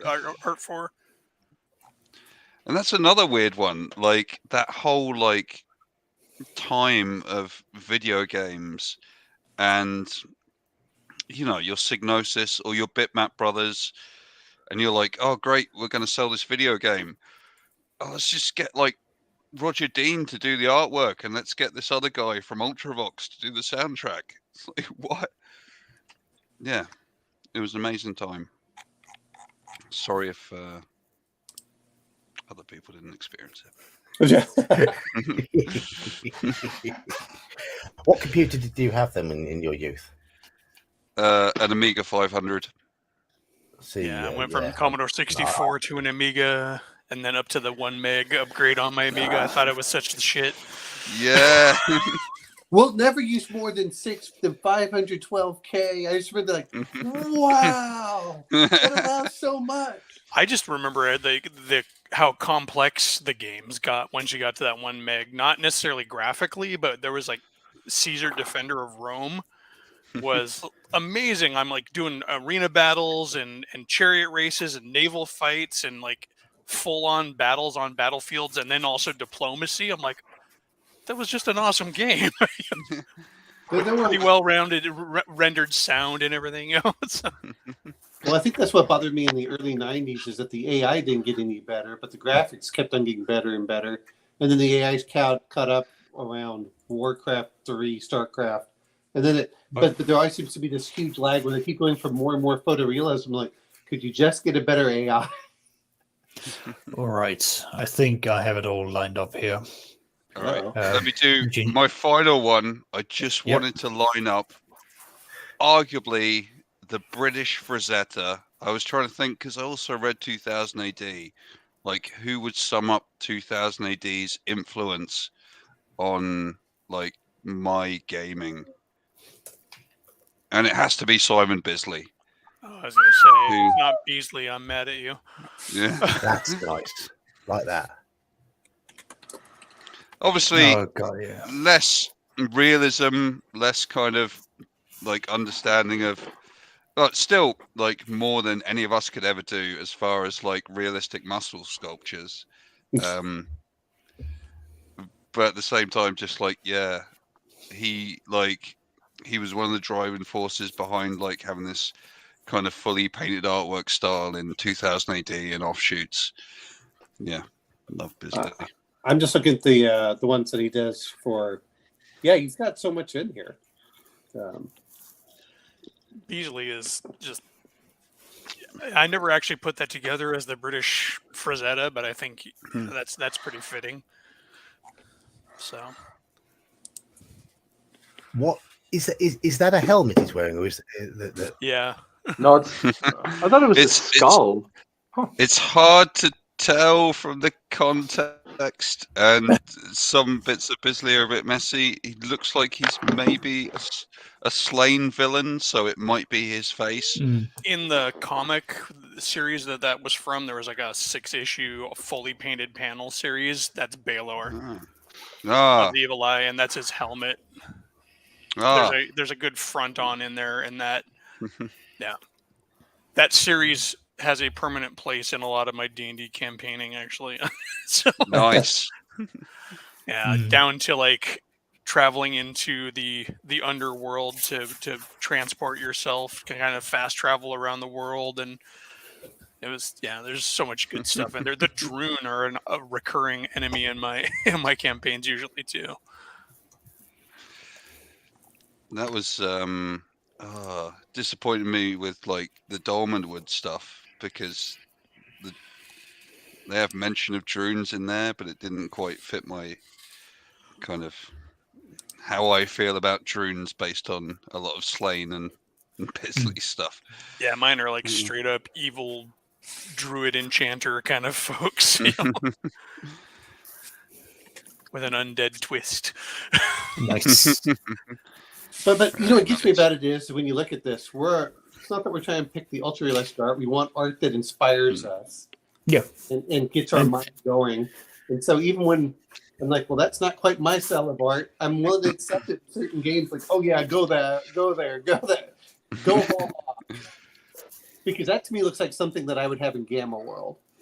Or similar. Nice. A Mutant Claw Classics, I guess, would be a better phrase for that one.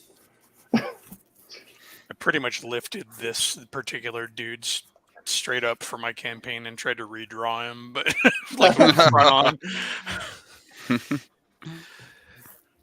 He is a really like top heavy guy. Like no wonder that it's a moose. It's a Irish deer. Yeah, whatever it is he's on is like screaming in pain. It's like, dude, you slow hench. Like, sagging a little, yes. Yeah. Actually, if you've ever looked at elk, that's pretty much how they open their mouths when they do their mating call. But what gets me about when you look at it is he only has one antler. Oh yeah, that is true.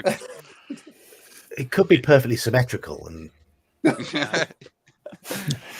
could be. Big ass dude like that riding on his elk. Meanwhile, his army's got mammoths in the background. Yeah. yeah. All right. Let me show this piece of art from Geeky. Stop sharing. Yes, Elfbait, you haven't been introduced to the greatest of British artists yet, have you? I don't know. I did share a few pieces from a recent session in the Discord with you, Geek. So we're going to see this for the third time. It is. There you go. Now, this can't be Oscar. He's smiling. I figured it was just his face melting. To be honest, that was just me. Think of it like this: I am watching a TPK in front of me. You need to move the axe and the word axe up, and then underneath it, like to spreadsheet. Say that big smile, he must be contemplating the tax revenue of this campaign world. Okay. Yeah, because that's what adventurers or players and DMs want to do. Taxes, not kill monsters and get treasure. Listen, when you kicking down the door and taking somebody's stuff it's the same either way, right? Listen, but you don't want to deal with the bureaucratic paperwork. You just want to do the adventure stuff. No, DK, you're thinking way too small about this. This is why you've got bureaucrats, lawyers, barristers, accountants. All of these are NPCs, hirelings you hire. Yeah. You just set the tariff. They do the rest, and then they tell you, by the way, that tribe over there of orcs have not paid their annual tribute in the forms of taxations and the needed amount of metal and you require. Do you know who has to do that, Saxius? When you're doing the adventure, I have to do the taxes. I know. I don't play D&D to do. Yeah, and that is a swift way for me to kill your character. Don't make me do paperwork if you want to live. No. Wait a minute. While we're going to be talking about this, all I can imagine is that Saxius is Ming the Merciless as he brings all of the people over, and they have to pay tribute every year from the movie. If anyone remembers that. I don't know who Ming the Merciless is. I've never heard of him. No. I mean the movie. If you remember seeing the movie where he brings all the different kingdoms over. Yep. I Kingdoms of don't know what Mongo. movie you're referring to. Flash Gordon. I don't know what you're talking. I haven't seen Flash Gordon. You need to go see Flash Gordon just for the music alone. And whole soundtracks by Queen. Yeah, I know. I've heard the song. Like I've heard the theme. It's great because Queen is awesome. The whole soundtrack is by Queen. Like, Yeah. Oh, Everything. Yeah. Yes. Well, gets out. Notepad. Even the mood music. I actually Everything? met Sam Jones and got him to sign something for me. He's a big man. I'm 6'2", and he dwarfs me. What? And I'm sorry, Max von Sydow is like perfect. Yes, it's Freaking being the amazing. merciless. But no, I mean, now Sam Jones was about the same height, but I have a picture of him, and I'm kind of small compared next to him. I mean, he's a big man. And he was 60, and I was 45, something like that. Yeah, he's a big dude. That's it. That's going to be the next challenge. Now we've got brave enough to share images, and it's kind of worked. The next one is going to be like, oh, let's discuss inspirational films and share short clips and everything. Oh God. No, better just channel the inner Broasar and talk about Appendix N. It'd be a lot easier, to be perfectly honest. Oh. Wait a minute. No. We're picking artists that did Appendix N. At least I did. Did you do Appendix N, Geek? No, I did. Mine was all strictly RPG stuff. Right. But do we have any more pictures that people want to share? I mean, BX cover. Which one, the B or the X? Both. Well, I mean, technically, X does have the basic cover on it. Technically, It does, the wizard. There's a guy in the BX community who did a cool mashup of both covers into one cover for a collected tome of the BX rules. Is that the black cover? I know. That's the black. Yeah, cover. I think it was Zerebus, or at least he has it. I think I've seen his edit of the cover. It looks really good. Yeah. I still love the X1 cover, which to me is my favorite. Probably almost all the modules. The original Isle of Dread cover. Yeah. Oh yeah. The pre-rewrite one. When it was still blue. No, not the orange. I like the one palette. for Beckme. I like the Paladin in Hell art in the player's handbook. That one's really good. I just think it's kind of goofy and fun. And the Paladin in Hell one is good because you don't. There's so many reasons he could be there. I just take the fact that story, that particular picture, you got a bunch of different ideas of what he's doing there. Is he damned to hell and fighting his way out, or And the cool thing is, it looks like he's actually winning. All I know is he must be a pretty high level paladin. I don't think so. Dude, he's chopping what looks like a Glabry zoo down to the collarbone. He's not backing down. But he's not winning the war. No. Oh, he is the Doomslayer, man. And all I've learned in all of the time I've played Doom is that Doomslayer never loses. There it is. It's all you don't beat Doomslayer. You just slow him down. No, like what you don't see in the actual artwork is that behind and to the sides there are additional things. So goddamn hard to show this. Just see if I can zoom it in enough. But there are multiple. There's so many other dudes literally lining up. The whole reason. Ice devil coming in there or something. Yeah. Yeah, but they're kind of recoiling. They look like they're recoiling in horror. No, they are lining up. That guy with a pitchfork, it looks like he's bending backwards. He looks like he's terrified. Yeah, it's like a Jackie Chan movie where the bad guys just line up and take him on one at a time instead of ganging up on him. It's yeah, because they realized that if they didn't take him one at a time, he would get extra angry and just go. He's like, no, you're gonna duel me honorably one at a time, or I'm gonna go 7 layers of hell on your ass. No, it's just another case of the economy of ninjas. Wait a minute. To be fair, if you look at it. He's on the edge of a cliff as more and more demons are coming over. And yet he's not backing down. He's not backing down because a paladin feels no fear. He's backing up. You can tell by his stance right there. He is not Yes. moving. No, he's not. He's just prepping to jump into the enemy. Well, he could be somewhere in the middle. He could be just losing his footing and losing ground. Eventually, slowly but surely getting pushed to that cliff where he will fall into the eternal pit below.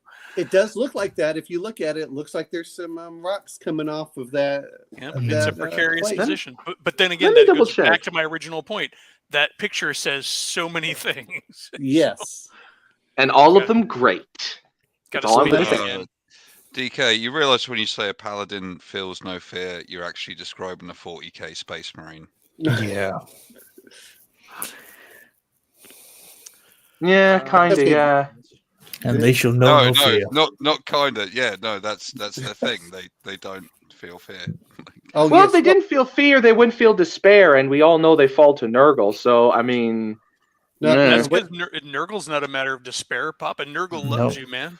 No, Papa Nurgle is the embodiment of despair. That's literally what he is. Papa Nurgle is the only Chaos God who actually loves his followers. Jesus Christ, am I really going to pull out this one as well? Where did he go? Here we are. Yeah. Oh, yeah, no, you're right. You're right. There are rocks tumbling off that cliff. Yeah. Yeah.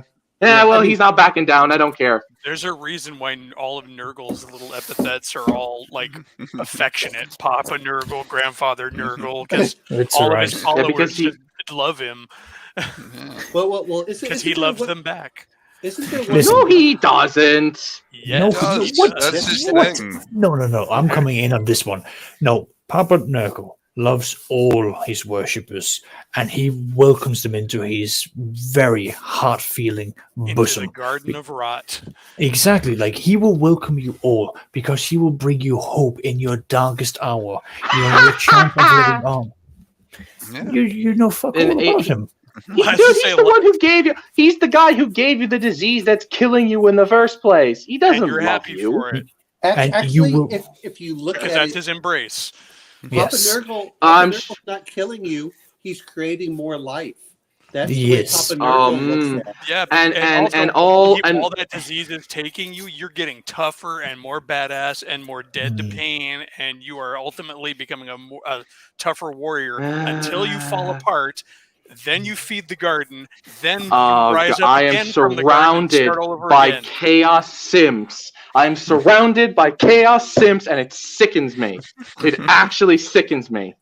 Listen, I'm a Slanesh worshipper. If we have to pick one. Oh God, I'm not even going to get into that kind of worms. I'm not even going to get into. I had a sketchbook that I wasn't allowed to show off at the local shop because I had all my Slanesh conversions doodled out. Where's the old realm of source? What was it? The realms of chaos. Yep. Realms of chaos. Yeah. Yeah, with the 666 table for the mutations. I loved it, but I mean, to be fair, 40K had some of the greatest sci-fi artwork in there, and just the borders in Realms of Chaos were amazing. I will point out. I just looked it up. Nurgle is the chaos god of disease, decay, despair, destruction, death, and rebirth. That's fine. So there. But every one of his worshippers loves him. That's all. Yeah, well, I mean, an abuse victim loves their abuser as well. Well, we can talk more about that. We can educate you more about the embrace. No, I don't. No, blessed is the mind too small for doubt. That's all I'm going to say.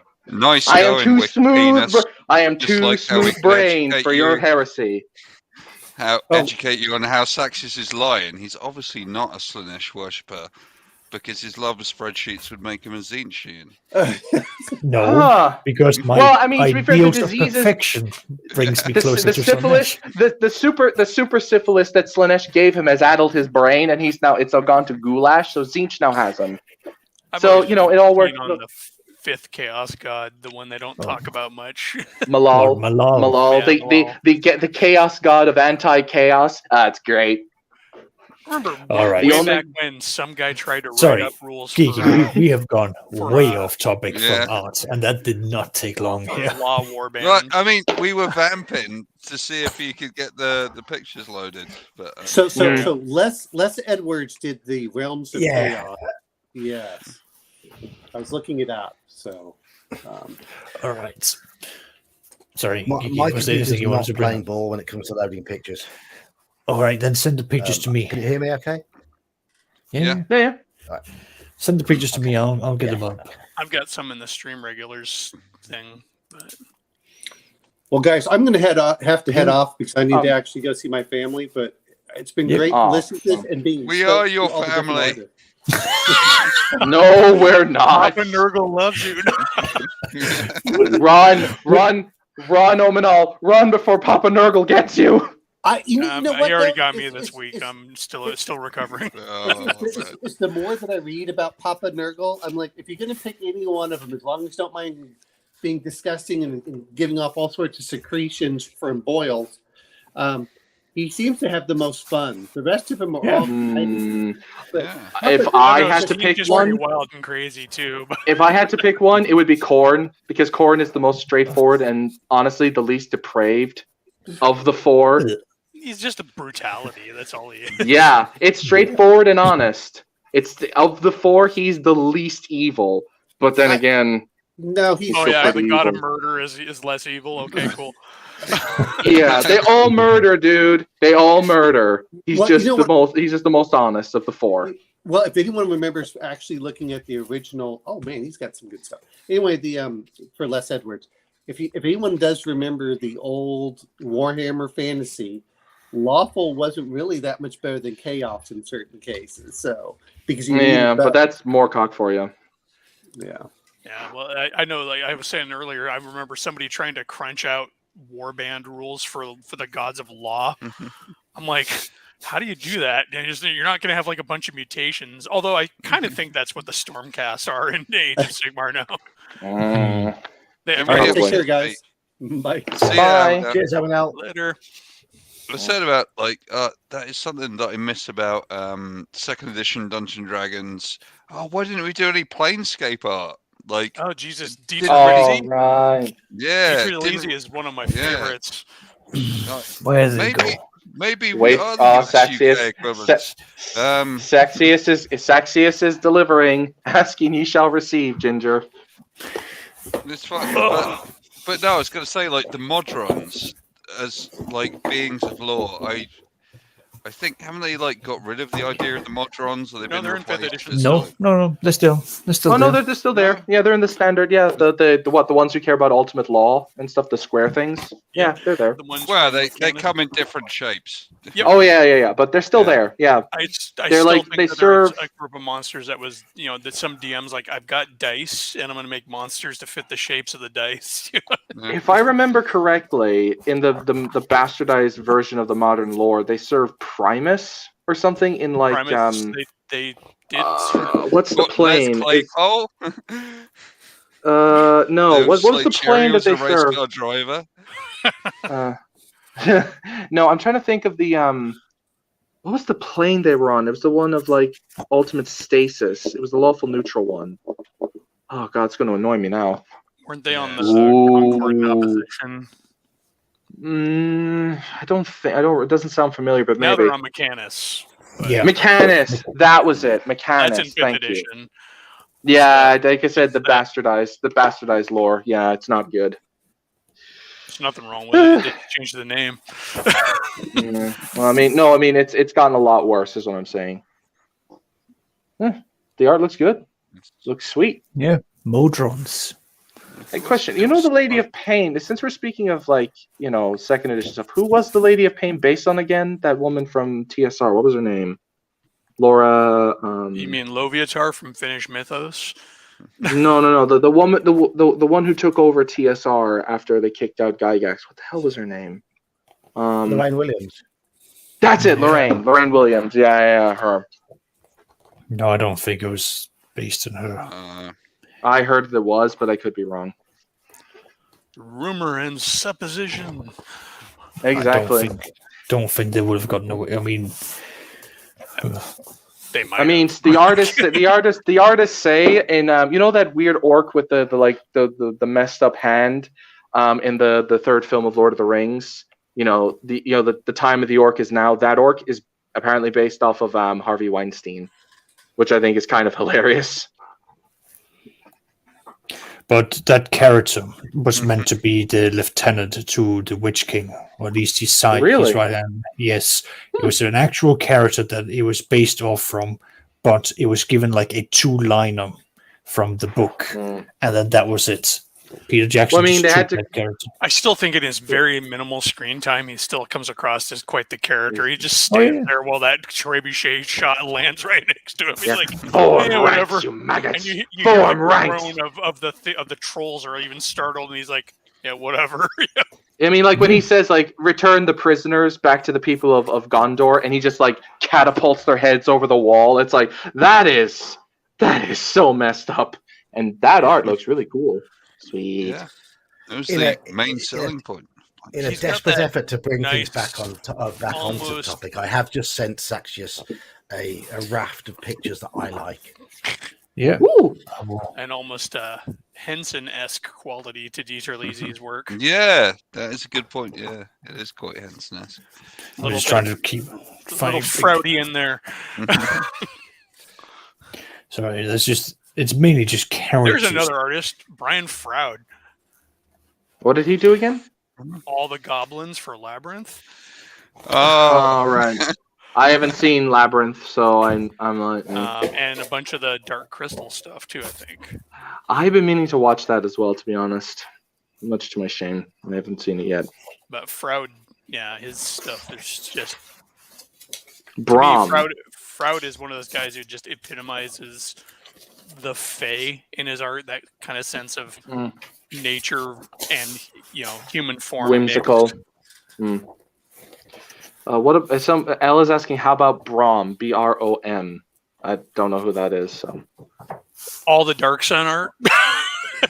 oh, The cover art for yeah. Dark Sun, that was Brahm. Of all the I never played Dark settings. Sun, and Have you ever seen it? Yeah. no. Seems you have some movie, dude. The I have on my Discord a channel called Recommendations for DK. It has been going for at least a year.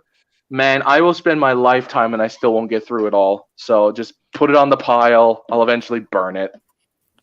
I was tempted to make a spreadsheet of every recommendation people have made for you, and like any You'd go you've and- actually completed. I mean, I have Labyrinth with David Bowie in it, so I'll get on that. So, and the Evil Dead I got through, which were awesome. Well, Saxius is busy Saxius at is work. Here we go. yeah. Yes. Whilst he's loading the pictures up, I have to say that well, Oh yeah. Ooh, Is that that's so good. That's the Witch King versus Eowyn, remember the- I think. Is that Angus McBride?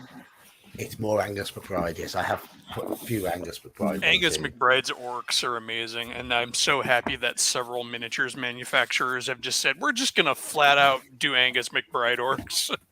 Yes. The Fell Beast looks like a Skeksis. That's what It really- a lot of the early interpretations of them look like. It's weird. Every time I see the I just think Nazgul, it's it's small always looking. Yeah. Like whenever I see Nazgul, it's always so weird. They're depicted as basically living in another dimension. And it's always weird whenever I see that they don't have like faces under the hoods. It's always Well, they're It's meant to cool. be Maybe built- you don't have to have a giant flying thing when you're absolutely immaterial anyway. So it's not like it's got to lift a Yeah. lot of weight. yeah. It's just weird that these things are basically invisible. It always kind of every time I see it, it kind of unnerves me. I There's a suppose that's Hobbit kind of in the the point. foreground. Seen the Hobbit in the foreground. Where? I didn't see it. You must have rolled really well in the stealth. Oh.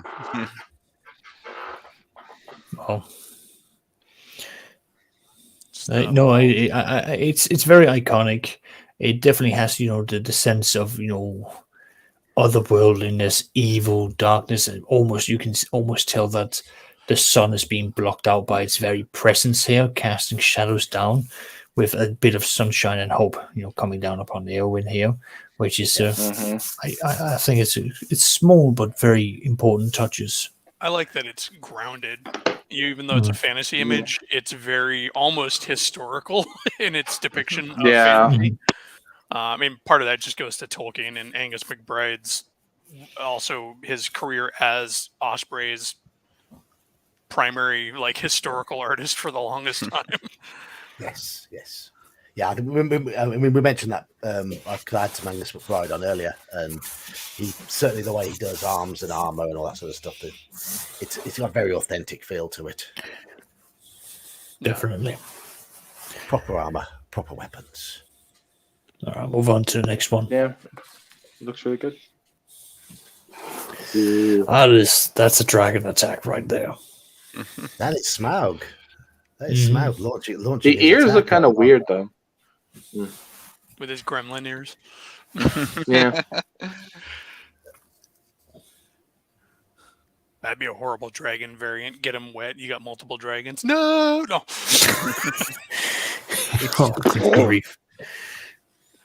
It's just the Get desolation. the fire hoses, boys. Just the desolation of the city. It's. I mean, I'm not sure whether that's going to be him burning Dale or burning Lake Town. It doesn't specify, but seems a little hilly for Lake Town. Why not both? Dale, won't it? Why not? Dale, won't it? Why not? Dale. Yeah. Why not both? That's all I got to say. Because- Why not both? Could be the outside buildings of Erebor. So. Could be, yeah. The closer he is to danger, the farther he is from harm. That is some Pippin truisms right there, Al. Fred Field's D&D covers. Which edition was that? I don't know Fred Field. Yeah. Was he one of the later editions? Oh God, Al, why? Why did you say that? God damn it! The old corny bards. Yes. That's because most 5e players aren't imaginative enough to do anything else. So Play bards properly. Play them as proper. and by that you don't play them at all. Just play them as warrior poets. Yes. So Scout. William Wallace. If you want to play them. So William Wallace and Braveheart. No. Well, yeah, let's move on to the next one. Unless anyone else has anything that you want to say for this. Oh, okay. No. Looks cool. Oh, Ooh. yes. This is That's Moria. Right. Yeah, that's the Chamber of Mazabul. They brought a of cave Dur- troll. Not Chamber. Sure. It's not the Chamber of Mazabul. Sorry. It was Balin. It was Balin's Yeah. tomb, I think, if I remember correctly. They have a cave troll. Yeah. Yeah, that's the they famous- have a cave scene. troll. The Oh, green let them come. scaly arm, very famous from the Ralph Bakshi version of this, where you just see that big scaly arm come in through the door crack. Omanal is in chat saying, "Don't forget H.R. Geiger." I've heard of the Yeah, I can't- good. Well, going back to Amiga games, well, Aliens is H.R. Geiger, and going back to Amiga games, you had that. Oh, what was the game based on Geiger where you had to like solve some puzzles, and if you didn't, an alien would explode one of out those- your brain. Pixel hunt kind of games, sort of. Yeah, I know the one you're talking about. Yeah. It's got sort of that weird dystopian future kind of a thing going on. It's weird. It's like you're in like a normal world, but then you transfer over into like Darkseid. Yeah. Yeah, Darkseid. I like this because yes, there's a lot of action going on, but because it's very iconic, you know exactly what's going on. From all the hobbits, piling in, Aragorn, Gandalf. How you can even see Legolas in the background. I all love the piling. details of the one who's gone flying, legs Yes. akimbo, and you can see through the chainmail links into the Yep. background. That is, It's brilliant stuff. I always love the animation in Angus's stuff. You can. It's like like you said, like it's still, but like it's in the middle of something, and you can tell that there's something pressing happening. There is urgency happening. There's a lot tension of elsewhere. energy. Lots of energy being portrayed, and it's almost like how you would picture some of the more chaotic battles in a D&D game to be taking place.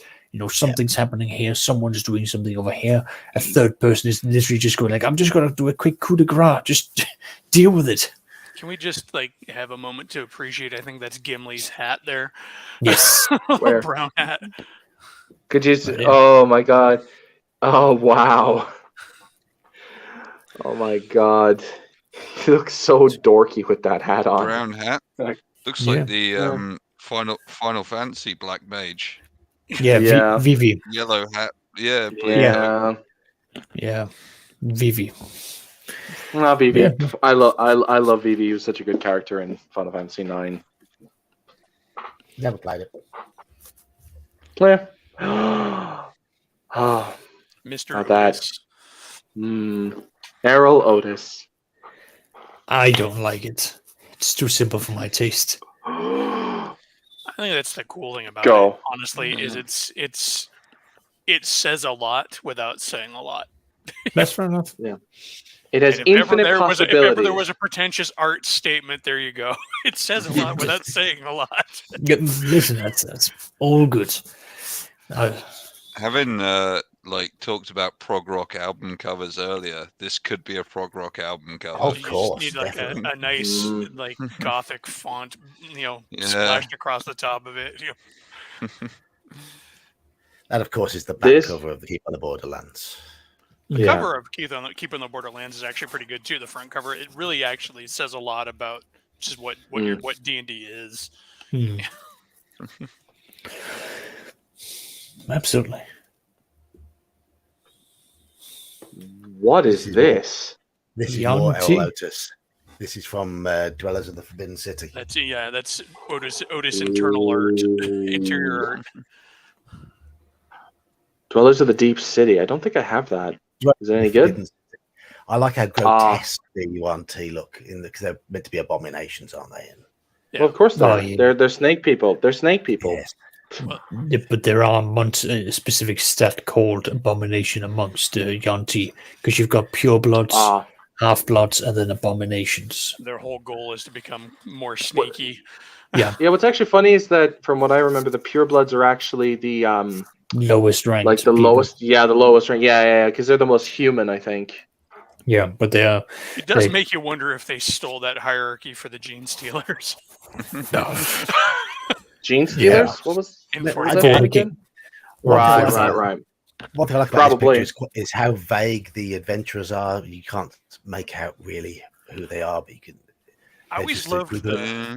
I always Group of loved the adventurers approaching D&D from the art that darkness. was from the monster point of view, where you would see them like around a corner waiting for the hapless adventurers to come Yes. along, or Hmm.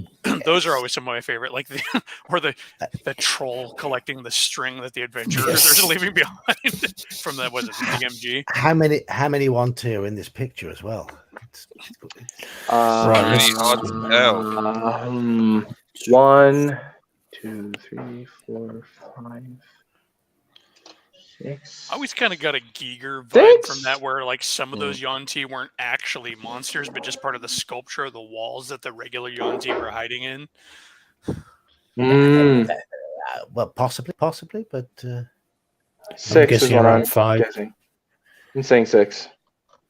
if there are, they're in for a world of pain because they're mostly 8 hit dice creatures, aren't they? So What? that party's in a lot of trouble. Oh, they're so dead. They are so dead. Oh yes. You're 5, forgetting that they 8. aren't. You're 5, 8 forgetting, hit die creatures. Oh god, they're dead. you are forgetting that they are also psionic. Oh, they're dead. Oh, they're so dead. They are so dead. Some of them will have polymorph spells, and yeah. Yeah. I've never liked psionics, so I just replaced this straight out for making them innately magical. Magics. Yeah. I think psionics was a dumb idea. I've scanned through it. Like the OD&D version in like was it Eldritch Witchery, I think, is a bit better, but like not by much compared to the AD&D stuff I've read. This is the piece that inspired 1,000 Adventures. Mm. There's white plume mounted in the center. Isn't that like the mega dungeon of old? Don't know if I want to, if I would call it that. I think Under Mountain would be the mega dungeon. That was it. That's what I keep mixing those two up. Yeah. The Great Swamp. I love that. I love it when names are simplistic but yet say so much. It's like the Great Swamp. It's great. Because that module was only featured at White Plume Mountain. All the other things mentioned on this map are not in the module. They're just there for.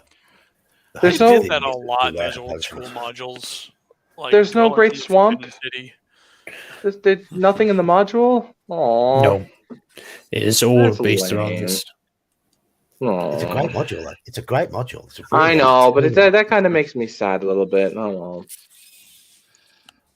But that image, I think that's an image that, as I say, has inspired 1,000 DMs to create Thin Gizzard and her potions, or the lair of Dragotha, the undead dragon. And yeah, that's what you want modules to do. nice. Isn't a lot of it like left empty for you to fill out yourself? In that Yes. one, in some old adventures, yes, but not that particular one. In Search of the Right. Unknown, Okay. Oh, right. Yeah. which is completely blank because it's a teaching module. Right. Okay. And so, as But I- Spooky says here, the idea was to to use the Grey Hawk map, plug it all in, off you go. Off you go. And you can get Black Razor from there. So, if you want to be Elric, get Black Razor. Well, there's the back cover image from S2 as well. Had a fighter holding Black Razor. That was a good picture as well. It was a really good picture. Right, Elf, I'll get your pictures right up. It's cool. It's just while I'm sharing my entire screen, I don't want to suddenly start jumping around. No, not that window. No. That's exactly what I'm thinking. Got to be orderly about this. We don't want to share the naughty window. The Slanesh window. Exactly. No. This is a wholesome stream. It Yes. is. The God It Emperor is Oh, watching, that and didn't he will come out punish very you well, harshly. So Right. this is an artist named David Thornton Wenzel, Wow. and he's done. It is his art that kind of informed how I treat all my dwarves in D&D. Basically, he had a book called Kingdom of the Dwarves. I've mentioned it before, but the whole book is full of art like this, and it's just so detailed and so layered, and his use of color and texture and just action and various layers. I just love his stuff. This reminds me of Snow White and the Seven Dwarves, not going to lie. It looks like one of those sort of pictures you can look at for half an hour and spot little things that you. That's what I love hadn't about his initially big picked up on pieces. there. Yeah, and then Well, I it's- shared some of his character art too, like when you're focusing on individual characters, you can see the detail he puts into them all. See, this is just something I'm spotting, because this is the sort of technique that you actually use for when you have to break up very big boulders. You get small cracks in, and then you get these slices of metal in that you then start hammering into, then generate out the cracks to make the boulder smaller, so that you can basically bring it down to these smaller pebbles. Yeah, Do you use a spreadsheet to work out exactly how many pebbles you'll get from each boulder and how big you can No. cracks to be? This is where the tradesmen and the spreadsheets sort of divert in the path. There's only so far I can take my spreadsheets until I need actual manual people to know what they're doing. you have grown beyond the Tell you what, spreadsheet. Now you must continue. Exactly. Oh, God. It might be the Rich. color palette, but this really reminds me of like John Bauer, who was like the Swedish guy who illustrated folk tales. It's got that kind of Yeah. yeah. Wenzel, this guy, he also does a lot of folktale stuff, which I've seen some. I've never owned any of his folktale books, but he. I can imagine this being a very difficult jigsaw puzzle to do. Yeah. There's I've a seen lot this art going on. style somewhere before. I just don't know where. It's just interesting that folktale artists gravitate to a certain type of like kind of green for like the rocks, and yeah. That's. I think maybe it's because they're going for less than gray, because gray rock is boring. Just like when you're painting rock in miniatures and terrain, if you paint them actually gray, they just kind of look boring and flat and dead. Because you go into nature, rocks are seldom just gray. Yeah. Gray. Yeah. They're Got at least red get and your leopard orange, spotting on rust. there, right there, Gingerbeard. If anyone's got a copy of Dragon 110, the Kabuki Kid likes the image on the cover of that. I think I know which image he means. You could probably Google it real quick. 110. That's the one with the unicorn and the skeleton. Yes. More dwarves. Yeah, only most of the art I could find is from his Kingdom of the Dwarves book, but it's just the whole book is great. If you can ever grab a copy of it, they still print it to this day. I've owned 2 copies. I bought my first one as a kid in the '80s, and then I bought a second one for my kids. So Nice.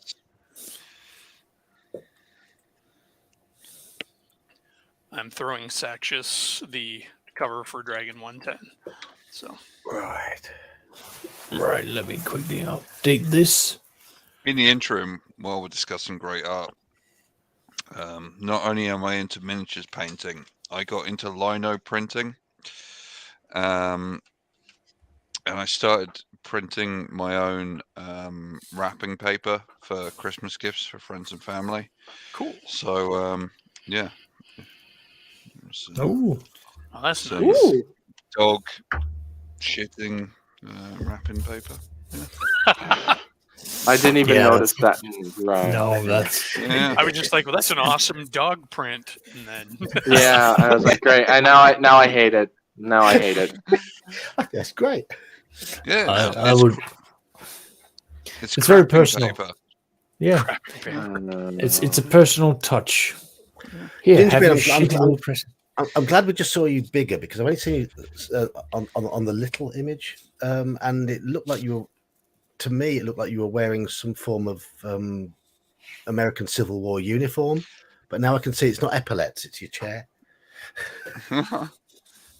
What, me? that's a good point. Yes, Ah. your It's chair. looks like actually, it's not my chair. It's my wife's gaming chair that she paid hundreds of pounds for when she doesn't sit in it ever. Really pisses me off. I will point out Mage's Musing has once again verified that Gingerbeard's wrapping paper, Geek's video is once again demonetized. YouTube don't mind dogs taking a poop. say, hey No. man, everybody poops. Yeah. Yes. Oh, well, Yeah, right. yeah. Sorry, The we're getting Dragon away one. from it. Yes, I've never seen that Dragon magazine cover. That is a very nice cover, though. Thank It's you, beautiful, isn't it? It's Kabuki beautiful. Kid, for bringing it up. The I way like the sun suns are- rays. Yeah, the sun rays are illuminating the unicorn that just seems to be oblivious to that skeletal corpse. I mean, Is it a paladin skeleton? I can't. No, it doesn't have a holy symbol and it's not wearing armor. It looks just like a random dude. Plus, I the don't know, it looks skeleton's like not it's clutching bothering. its chest. Maybe it's clutching a holy symbol. Probably just died of a heart attack or got stabbed. That's what I'm betting. Arrow. Yeah, he gets stabbed with an No. arrow. There you go. Yeah, there you go. Hey, yes, because adventurers often die of heart attacks. Hey, have he you could have played- gotten bitten by a snake. He could have got bitten by a And he snake. died of a snake bite, not a heart attack. I'm just saying. Come into my games. Come into my games and play an elderly man. I'll just ask for random Constitution rolls once in a while. Don't worry about it. Sorry. Said about the snake bite heart attack. If you ever want to read the funniest Freedom of Information request that the Office for National Statistics has ever had to deal with, you should look up. It's like just Google like ONS, FOI, Freedom of Information, and shark death. Which We have thoroughly lost the plot at this point. No, it comes up as cause of death. No, it's just because of the snake bite. It's basically someone wrote to the Office for National Statistics. I'll read out their request. It's recently been reported that a great white shark has been tracked swimming towards English waters. If I tested positive for COVID-19 and was swimming in the sea 25 days later and just happened to be attacked and killed by said shark, would my death be added to the statistics as a COVID-19 death as it was within 28 days? Probably. They've done it before. They'd probably do it again. I wouldn't be surprised. You can go and look up the answer that the ONS gives. Here is a dwarven workshop. Yeah, that's Quite like that. Yeah, just the book is just. I tell you, it's worth having just for inspiration. You want inspiration. I'm so used to dwarves just being like very regal. These guys look kind of peasanty and shabby. It's weird. No, this is nice. I They're like blacksmiths working. Yeah, I like the dynamics of the sword kind of coming out at you as the front dwarf is beating it out into shape. I don't know. I just don't. Elle's banging on about ad revenue. My ad revenue bought me this month. I know. I'm just saying, to me, humans are the peasants. Dwarves are the mighty nobles. That's all. You don't have nobles without peasants, though. You have to have workers and craftsmen to support. I know this, but I mean, they look like this elf. Well, so the entire book, though, that we're looking that this art comes from is all about the workings of a dwarven kingdom. So you're going to get a ton of that. This is a proper. I know. This is a proper sturdy dwarf. Yes. The shield is too big for him. That's a proper axe. He's got a proper helmet and a good bushy beard. That's a proper dwarf. Yeah, that is a dwarf. He can hide behind that shield. Yeah, this will cover you from all the arrows. This is probably a good point to say that Geek's dwarf character in our Warhammer Fantasy game had some insane rolls yesterday. He was like killing goblins left and right. Like he didn't even need his racial like bonuses against goblins to be hitting, cleaving them down. Wait, dwarves get racial bonuses against goblins in 40k? No, in Warhammer Fantasy. Huh. That's kind of cool. They hate them. Yeah, but they do the same. Yeah, like, I mean, obviously. Yes, it didn't get hit at all, but managed to cleave 3 dwarves with critical hits. That's true. They do get that in AD&D, don't they, Saxius? Yeah. Do they? I don't remember that. I'll have to check. No, they do. They get bonuses against orcs, goblins, and the likes. They get bonuses defense bonuses against any giant types. So, I like in FMAG they get like the most I think they get is like half damage against like orcs and giants and trolls and ogres because of their size, but halflings get that too. I just change it to an AC bonus because it just makes more sense to me. Well, I mean the whole idea behind the dwarven hatred for the goblins and so on means that they drill to fight them very specifically, down to everyone having it so that they know how to specifically target and how to combat them, ergo the hatred and the mechanical bonus that they get against those specific critters. Yeah, in Warhammer Fantasy too, there's constant overrunning of dwarven holds by the goblins and stuff. Oh god, yeah, so many times. And it's a major thing. I think. Stop digging into goblin tunnels. Oh, okay. Yeah, they do. Yeah, I just didn't read it that extensively. Yeah, I know you're right. They get like per. They get +1 to hit against orcs, goblins, half-orcs. The lowest rank of Slayer should be Goblin Slayer. More Dragon magazine covers anybody? I don't know if anyone wants to see this. What is it?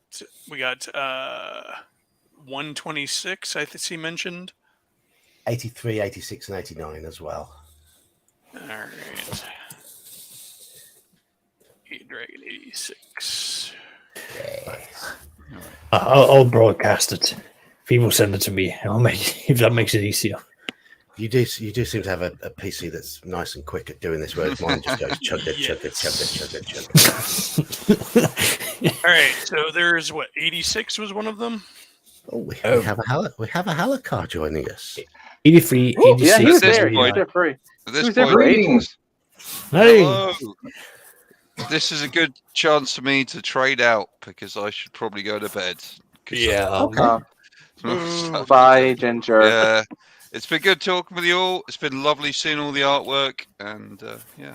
Yeah, it's It's good. great talking to you too, Ginger. Bye. Cheers, Ginger. Bye bye. Have a good one, man.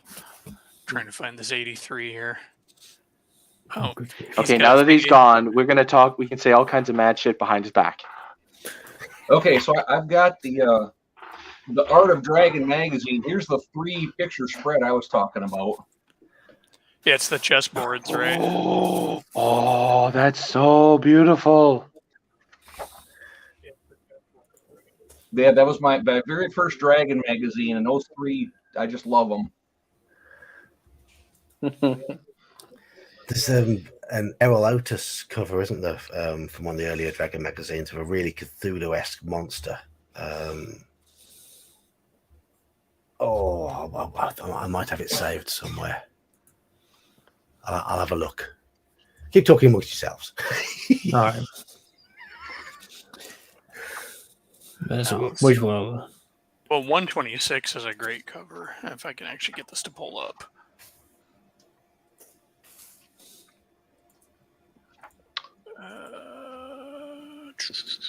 All right. Which one is that? I've got it. 126. I tried to send it over to you, but the file I was trying to send is too big. Is this one the one? 126. The skeleton, Yeah, breaking out of the snow. the Yeah, giant skeleton. Yeah.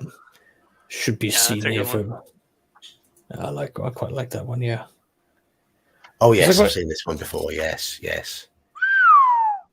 It's just the eyes. It's just like, gotcha. They're missing Yeah. missing fingers. Meh, I'll get you, He-Man. Meh. So goofy. No, I it's good. kind of like that the woman is she's just so nonplussed. It's like, oh, okay. Draw the bow. You've got the sword being stuck in, all the arrows, the corrosion to the armor, missing finger, missing teeth. Like it's really detailed in terms of like what's going on with this, and not to mention this strikes me more as a huntress with the fur, the insulation, some of the boots. Yeah. There's no additional weapons. It's just quiver, bow. Yeah, she's got a look of surprise, but like not terror. It's almost like she was hunting that particular thing, or at least knew where she was. And like, Mhm. this is a field It of just the popped dead. up. This is a field of the dead. I better be careful. Oh, look, there it is. Yeah, it's like, oh, yeah. It's like, okay, here we go. All right.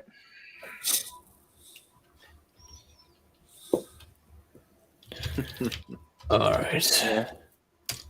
I was trying to find one of my particular favorite dragons, but I cannot. I don't know what number it is, so. I don't know if anyone mentioned it yet, but issue 103, Birth of the Blues with the Blue Dragon is another really good one. As you probably all know, Dragon magazine passed me by because I'm on the wrong side of the Atlantic. But Oh, here we go. It's By all dragon number means. 119. by all means, show all these off. 119 is great. I just shared Oh. that with you, Sexus. Yes, got it. Yeah, I'll go through them both now. So we've got the first one here from Halakar. Believe this is the one you mentioned. Birth Yes. of the Blue Dragon. Yeah. Yeah, you can see it down here. Hatched eggs and everything. Yeah, those eggs remind me of like fly eyes. I don't know why. Well, it's the shadow, I suppose. Yeah, probably. That's really good. I like the rock formations. It's much more subdued, so it's not as attention drawing. And then you've got all the adventurers down here with the dragon taking the centerpiece. So it's quite a nice thing. Of course, the electricity. Limited color palette again. It is the limitations for it, and the electricity, since Blue Dragons is all about lightning. Yep. That's really nice. That's a good call, Algar. And we got the other one. Coaching.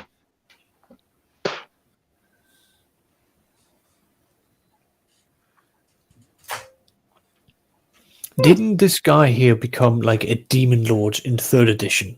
Yeah, it's Who is this? Who is this guy? I can't remember his name escapes me, but yes, Yeah, I know. His name was Kochi or Kostichichi. something like that. Kotchie. Thank you. He was in Monster Manual 2 in 1st edition. Yeah. Yes. Right. So what is he? Before he became like a demon prince, what is he? I think he's supposed to be Like just an like ogre? an ogre. Yeah, No, he okay. become He started out as a demon prince. okay. This particular artwork, though, I mean, I think is just originally was just an ogre. Yeah, but I Yeah, know so that. he was a demon, then he became an ogre, and now he's a demon lord again. No, we're saying no. that somebody based the demon lord after this artwork, which was not originally supposed to be the demon lord. Oh, It's because of the right, hammer. right. This is his iconic hammer that Yeah. he wields. The hammer's I the think problem this- with this image. the It's original- clearly not a real hammer. Title behind this this piece was like why the Romans never actually returned north or something like that. Why the Romans never made it past the wall or something to that effect. Yeah, there was Hadrian's Wall. No, there's a Hadrian's Wall. Then there was a second wall, I think. Well, no, the art piece was in every dragon they would have an explanation of the cover from the artist, and I believe right. that's because there's very clearly Roman soldiers. Yeah, they are. Yeah, at least, well, Roman auxiliary at the very least, but yeah. All right, Romans. Regardless. But whatever. I'm not even going to argue. It's pedantry at this point. They are Canada geese in the background. Canadian geese, yeah. Did any Vicious. of you get the? I think it was in the box set that had the big poster of the paladin chasing the 3 orcs. Did anybody have? I think that that's one? fine. Paladin chasing 3 orcs. Here's a small version of it. What's that? Oh, didn't they use that on the cover of the Greyhawk Wars box set, maybe? No. No, that's something different. This was I had it as a full poster. I don't know if it came with one of the basic expert companion sets or something, but I remember I had it was a 4-fold poster. I had it up on my wall, and I think my roommate stole it at college or something. Show it again. Show it again.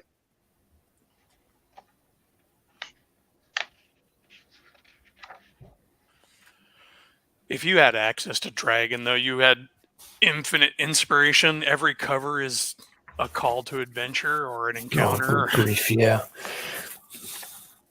That is one of the things. I think I want to try and get my hands on the PDFs of them. Because, there's also great sources of just ideas in there that you could steal. But again, the wonders of not living in the US, and in my case, English was my second language, so I couldn't even read the rules. Now, I'm sharing one with you here, Saxius, from Dragon that is actually a little bit more subdued, but is still full of fun character. And oh, that is fun. And then, of course, the one above it was just kind of a nice scene. But... Oops, that's not what I wanted. Now, I know we talked about Larry Elmore earlier, but did we have any SnarfQuest pictures up? SnarfQuest is good stuff. Although I gotta say, Phineas Fingers was great too. I don't know if you're that's really old D&D, but that's an Elmore. That is Elmore, yes, definitely. Taking a perfectly good landscape and spoiling it with characters. Oh, come now. I like the Scarecrow. Well, no, like it's this just one. what he's kind of teased for classically as being an amazing landscape artist who just throws a character into his landscape. I mean, with Strahd and now this, I really got to work on a gothic setting. Got so many ideas that I want to do. The nice thing about a cover like this is you're looking at it and you're like, you wonder, is she about to get attacked by the Scarecrow? Is she animating the Scarecrow as a witch? I mean, where's this? I think she's animating it. Well, I think she's the staff and the cat in the background, and the fact that like she would probably hear it, and she's nonplussed. She's not reacting. I think she just animated that thing. And I think there's a clue to her demeanor in that skull on the fence. Yeah.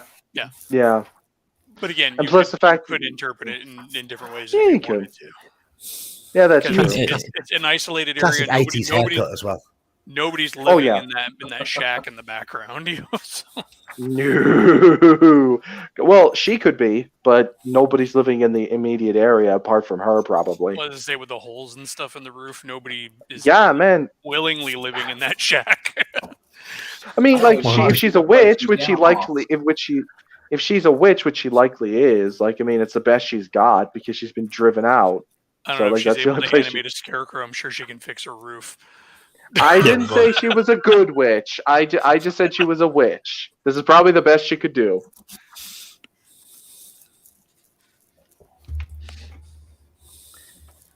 Let me have a look. But it is good. It's a very good piece. I very much like it, yes.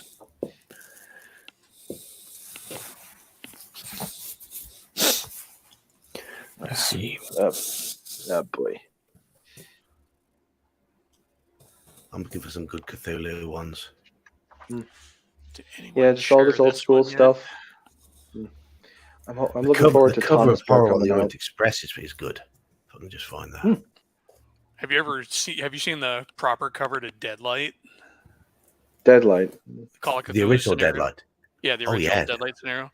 I've got the scenario up here somewhere. Yeah, the cover to that is just awesome.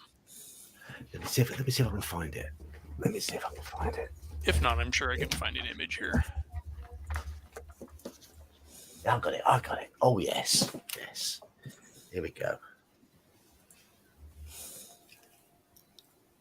Oh, it's reflecting off the screen. It's a shiny cover. It's a face with like glowing eyes and mouth, I think, or a mask or something. It's a melty, slimy, spooky ghost face with a poltergeist, basically. It's basically like poltergeist lights or some shit. There's some good artwork in this.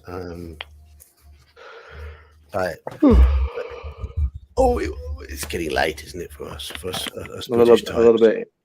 Yeah, a little bit. Yeah. I mean, the girl on the road, people in the car. Deadlight, good little scenario, Deadlight. Kabuki mentioned in the chat, Dragon having a Snarf Quest cover. I think that was this one. Yep. No, don't know what Snarf Quest is. It was a comic drawn by Larry Elmore in the pages of Dragon. Oh, right, okay. The very first MUD that I played, that I was a wizard and I coded all of Snarf Quest in my domain. You two did the old text-based RPGs, huh? Oh yeah. Yeah, so did I. Right, so having a look for some more suitable Cthulhu images. You see, do seem to be winding down a little now. Well, I remember Dragon magazine issue, and I used it as an invitation to a Halloween party. Ooh. So one of the settings I very much like is Birthrights, where the whole idea is that you quickly ascend up to becoming lords, ladies, kings, and then you start the grand macro events of you taking the battle to the enemies, the monsters, dealing with diplomacy. And some of the artwork, although it's hard for me to find it on the internet, it's very much similar to this, where it is amazing that I hear one video by Diversity and Dragons, and then suddenly this is like the third time I've heard it in like the span of a month. It is weird how that happens. It's yeah, like but he also when liked birthrights, and I've also shared that passion because you've got so much that you can do with birthrights. Right. It's really a Yeah. nice style change of play too. I mean, you're not spending a lot of time going out and questing and doing adventures. It's for those people who It's really want to get political. into domain play. Yeah. Oh yeah. I mean, like even Diversity Dragons said that he gets a lot of like he could see where like George R. R. Martin got a lot of his ideas from if he played it. I'm just like, Mhm. George R. R. Martin just got his stuff from Merps. real Civil Wars. Oh no, I also believe he got a lot of his stuff as well from his from like his Merps or not Merps, his GURPS games. So like the dude's an avid gamer. I would be surprised if he pilfered a lot of his ideas from He's what also he a big learned time from war gaming. gamer though, so it wouldn't surprise me if he was just informed by yeah. his wargaming hobby because Yeah. we all do that. Yeah. If you've ever heard of the Imaginations for miniatures gaming, that's a fun rabbit hole to go down. Imagination in a war game? Oh, that's Imagi-nations. Imaginary nations right. were basically so right. imaginations are Blackmoor, Greyhawk. No, they're fictional historical nations. Oh, right. So it's creating a nation that plays in a style that is consistent with the historical style of Westeros, basically warfare, but where you get to pick your own uniforms and your own chain of command and things like that. So like let's say you really like 18th century warfare, but you don't want to get bogged down in historicity. Right. That's the Phineas Fingers that I was talking about. There's another comic strip that ran early in Dragon and was really cool. It actually got compiled into a big graphic novel of its own. That's inspired by that Trampier piece, isn't it? That's inspired by that Trampier piece. Yep. Hey, sorry, I just saw your mouth moving, and I thought maybe you'd gone dead or something. Your sound had died. Yeah. I just said I have no mouth, and I have no voice. I just realised I should have trimmed it a bit better, but it's only.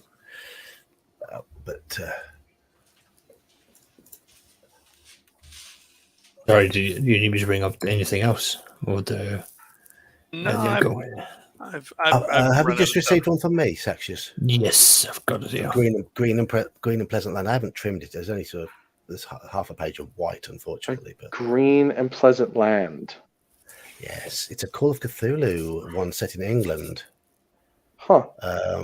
Because it's just it just sounded like wait, and then I realized where I heard that from. It just sounds like what Zach S did, Red and Pleasant Land. It's basically an OSR setting based on Alice in Wonderland, but it's like run by vampires or something. So I was like, oh yeah. So imagine playing a game of cricket. The ball goes over the boundary into the long grass on the edge. And that's playing baseball in a lot of states in America. Snake. It's a tentacle. I'd rather face a tentacle than a snake. I mean, why? I'm not afraid of snakes, but I also respect that. I'm 30 seconds away from getting a lethal bite in some cases. Well, Elf, you also have to remember you've got to watch out for those snake heart attacks. Snake bite heart attacks. Exactly. Yeah. Yes. Yeah. Exactly. Yeah. You tempt me and just. I've known since childhood that most snakes are not anywhere near as lethal as they're made out to be. You watch any Western, for example, and rattlesnakes are the end of everybody. My mom got bit by a rattlesnake and lived to tell the tale. She got bit when she was in her 20s and, healthy. So she's also been bit by a water moccasin.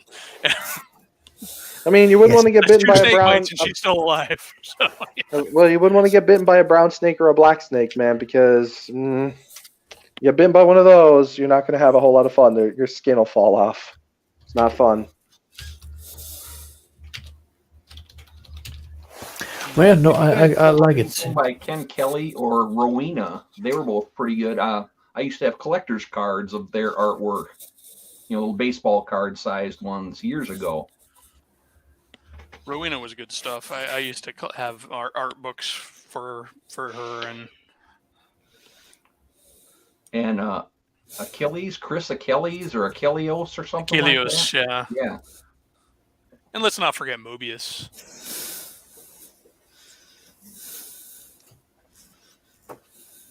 Super influential guy as far as just science fiction art, movies, and comics and stuff. I think that's a John Blanche art. We mentioned John Blanche earlier. I think that's him. Oh, Don't great. know if It's that's Nurgle. Blanche. Woohoo. Well, it does say that the art's by him in this book, so That's one of the cleanest pieces of Blanche that I've ever seen. If that's the case, maybe the cover is not by him. maybe not. Hmm. It doesn't. He's I'm known gonna for say- being kind of vague. It just says here, illustrations, copyright 1984, John Blanche. So Oh, cool. Yeah, Kabuki. Heavy Metal had some good stuff in it too. Yep, I used to collect that when I was way too young to do so. 10-year-old Eli with his Heavy Metal magazine. I bought a lot of those when I was stationed in Okinawa, and then I had the churchy girlfriend, so they didn't make the purge either. yes, There are some advantages to having a hippie for a mom. My purge was caused by a house move. Yeah, That's the way it goes. I lost so much stuff moving out of my roommate's place. When I actually met my wife and moved in with her, so much of my gaming stuff didn't make it out of that house. Yeah. Well, if nothing else, you can take solace in the fact that that friend is probably having the time of his life with that stuff. So We won't get into that. There's a pain point there. never mind. But yeah. Didn't mean to bring up a sore spot, Elf. My Oh bad. well, yeah. It's just like when he lost his house, he didn't contact me to come get my stuff. Wow. That. Anyway, that's that. We can end it there. Yeah. Yeah. So that's. Saxius' need to I impose. hate brute- fake booking. So Saxius and his need for bureaucratic control sickens me. I've been given this the next image power is coming of. across. Yep. This next image is coming across. You are all allowed to see this one. You're not allowed to see many of the other ones in this book, but you are all allowed to see this one. And why aren't we allowed to see the other ones? Geek? You'll Why you'll aren't? see why. You'll see why. There's rules, and you have to abide by those rules. Otherwise, you get bad things happen to you. Such as. Okay. Wait till you see the image. Okay, fine. I'm not a patient lad, my See dude. the image.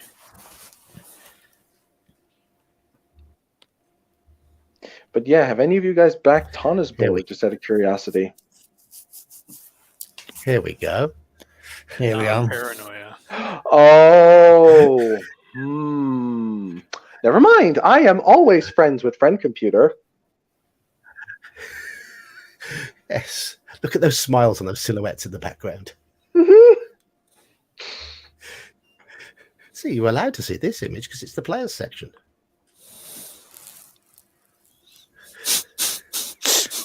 Good grief. There's some Joker gas right there. I think the best rule, a good rule of thumb is 90% of the time, when you play Paranoia, just don't open your mouth. Just don't, unless Friend Computer specifically asks you a question. Any other time, just keep your damn mouth shut. I know it's a weird hard line, but this is one of those games that I just can't play. I'm God. not. I'm not interested in ever playing Paranoia. I've never heard anything fun out of it. It's just not my That's- style of that's the- play. Okay, I just have to pause for a second. Saxius. Yeah. You are clamping down on what's fun. You. Yeah. Personal fun. I mean, why play something that you're not going to enjoy? Yeah.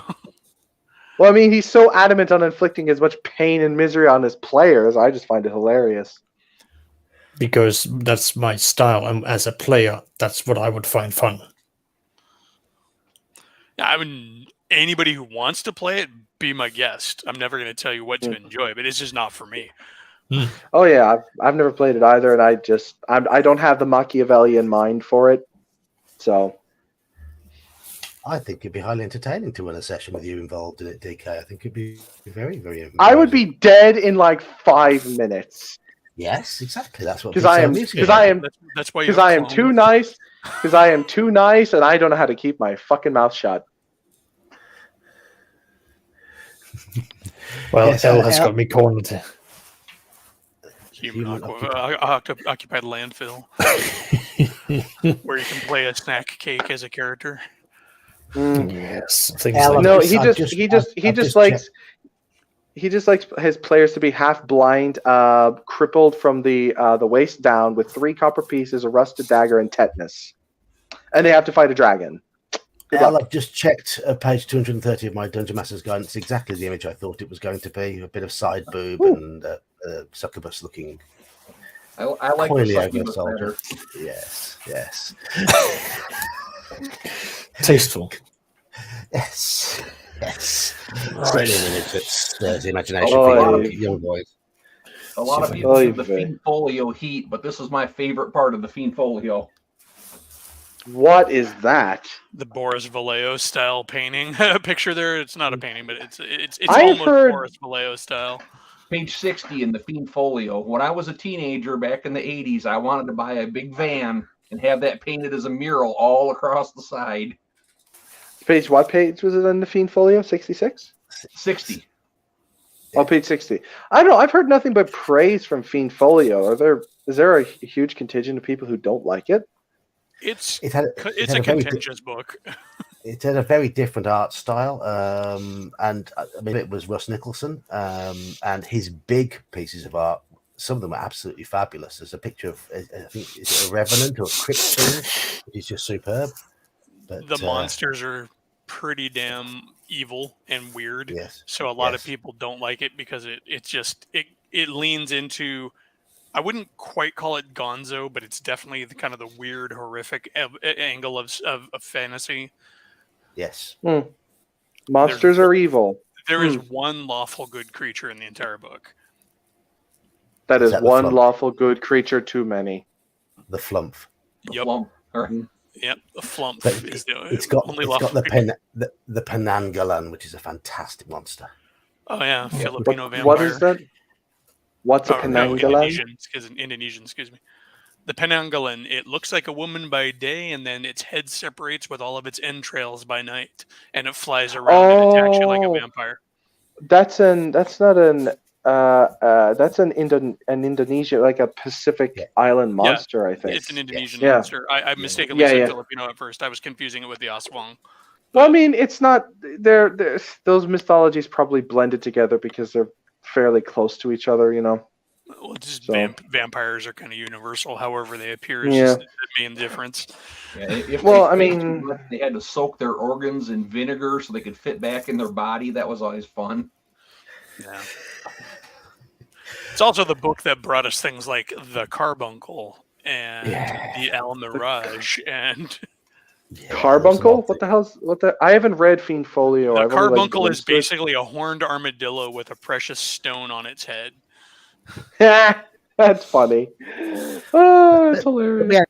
We had the Grelin there, and we had the measles, which are great. Gith Yankee. And the Yankee. Githzerai. Yankee, yeah. Mhm. Isn't the Gith Yankee on the cover as well? Yes, Yes. and the back cover. Ooh. And there was Slard were in there for the first time as well. Skulks. Oh Stats God, for the Lol- stats for Lol. squads. Stats for Lolth are in there. Nice. The elemental princes of evil are in there. You actually got like game stats for Drow. Yes, it was the first Nice. hardback book to feature Drow. I feel like it's also at that point in the Drow history when they hadn't quite spoiled the Drow yet, or at least the way they were depicted in there. They're sort of where they were going with the Drow, and originally, but because they also have the elemental princes in there, which were kind of part and parcel with that whole early interpretation. Yes. But, Right. I've got a Did piece of anybody art that I see the think needs to TV be shared. Series Cruel Doubt about the kid they said killed his family because of D&D. I've seen almost all of those Oh, documentaries on the Satanic This Panic. one was supposedly based on a true story. And this picture from the Fiend Folio, they showed in that movie saying it was part of the player's handbook, and then they were supposedly reading a part out of the player's handbook about assassinating the Lord of the Manor and assuming his role and all his money. Oh, Isn't and that you the get picture that yeah, goes with it the Alex? incentivizes. The Yeah, Alex or Alex or whatever that does the duplicate. Yeah, the Aliax, yes. Yeah. Was that Mazes and Monsters? No, Mazes and Monsters is a different one. That was Tom Right, Hanks. but there isn't. Yeah, Well, I it's know based on a I book. just thought that was. Yeah, I know, but I just didn't know if that scene where the cops are talking about like reading through the Dungeon Master's Guide, saying, "Oh, if you kill the Lord, you assume it's blah blah blah." I just didn't realize it was also in the film. Like, but those films were Mazes cringe. and Monsters, they never specifically said Dungeons and Dragons, I don't think. No. Mazes and Monsters is a far out game. Yeah, no, they just I think Zoe Entertainment, the ones who did the Jack Chick film, Darkest Dungeon, I think, actually made a reference to that phrase in the film. Like, Dungeons and Dragons is a far out game. You know what's awesome it's about the Jack Chick Mazes and Monsters, not Mazes and Monsters, but was it Darker Dungeons? Darkest Dungeons, because it's insane. Is the scam that they pulled on him to do the live action filming? Yeah, he endorsed it. He endorsed it, not realizing that they were going to totally rickroll him. Yeah, it's great. It's so obvious. It's obvious that they were parodying him. Well, no, they're not parodying at all. They did it 100% as his book does it. But what he didn't realize is just how asinine he sounds and how much it just comes across as a parody. That's what I mean. If you do it verbatim. No, but if you actually look at it, it's not like they're portraying it seriously. They're presenting it as written, but with this inflection of this dude's a freaking nut job, and it's hilarious. Like, that's what I'm saying. They're kind of exaggerating it slightly to amp up the comedic effect. No, man, I've seen it. They hammed it up a bit. It up a bit. We've hit the 3 hour. We've hit the 3 hour time, and you know what that means. This is the time. Means we keep going for another 2 hours. This is the time when geeks turn into pumpkins, or whatever. But so on that note, I think we should look at this last piece of art from Satchel. Sorry, I'll bring it back up. It's still up. No, it should have dropped away. I don't see this part. There we go. This cartoon, which sums up the fact that we've spent our Wednesday evening here in Britain talking about nerdy art when we could have been down the pub. Listen, I'm with the guy at the end who shouts, "Ha! What a loser! They lost out on 10,000 experience points." Yeah, I mean, I'm just saying. Look! Don't look at her. Like Gygax said, don't look at her. Look at me. Women are temporary. Gaming is eternal. It's just that old meme. It's just like, yeah. Elle, we probably won't lose a fighting fantasy this month. Hopefully, I think the way they fall, we should be okay. But we'll find. We should be okay. Yeah. But I mean, we made all the right decisions and lived. So I mean, I don't know what the problem is. We lost, though. But on that note, I'm going to have to call it for the night because it's just gone midnight here. As always, I will thank everybody who's been in on the stream. We've had Omen Owl come and go, and we've had Gingerbeard come and go. And right now we have Saxius, who's been with me throughout. DK, who's been with me for most of it, Elfbait, who joined us about halfway through after his more important life things going on, and Halakar, who crept in towards the end to regale us with some Dragon magazine stuff. Oh, hang on, yes, it is. There is a 24-hour stream going on this Friday that I hadn't thought about. Okay, I don't know what we're doing this Friday. Well, we'll have to wait and see. Okay, thank you all once again for showing off these wonderful pieces of art and chatting about what makes art work for you. And I think in most cases, it's art. Art is there to inspire the imagination, and the best art is that which makes you think, what is happening here? What really is happening? And of course, we do know that the greatest piece of art of all time is that Trampier piece from the Monster Manual, the treasure page, because it has everything. And on that note, I'm going to say, see you, chaps. See you all. See you later. Bye. Bye.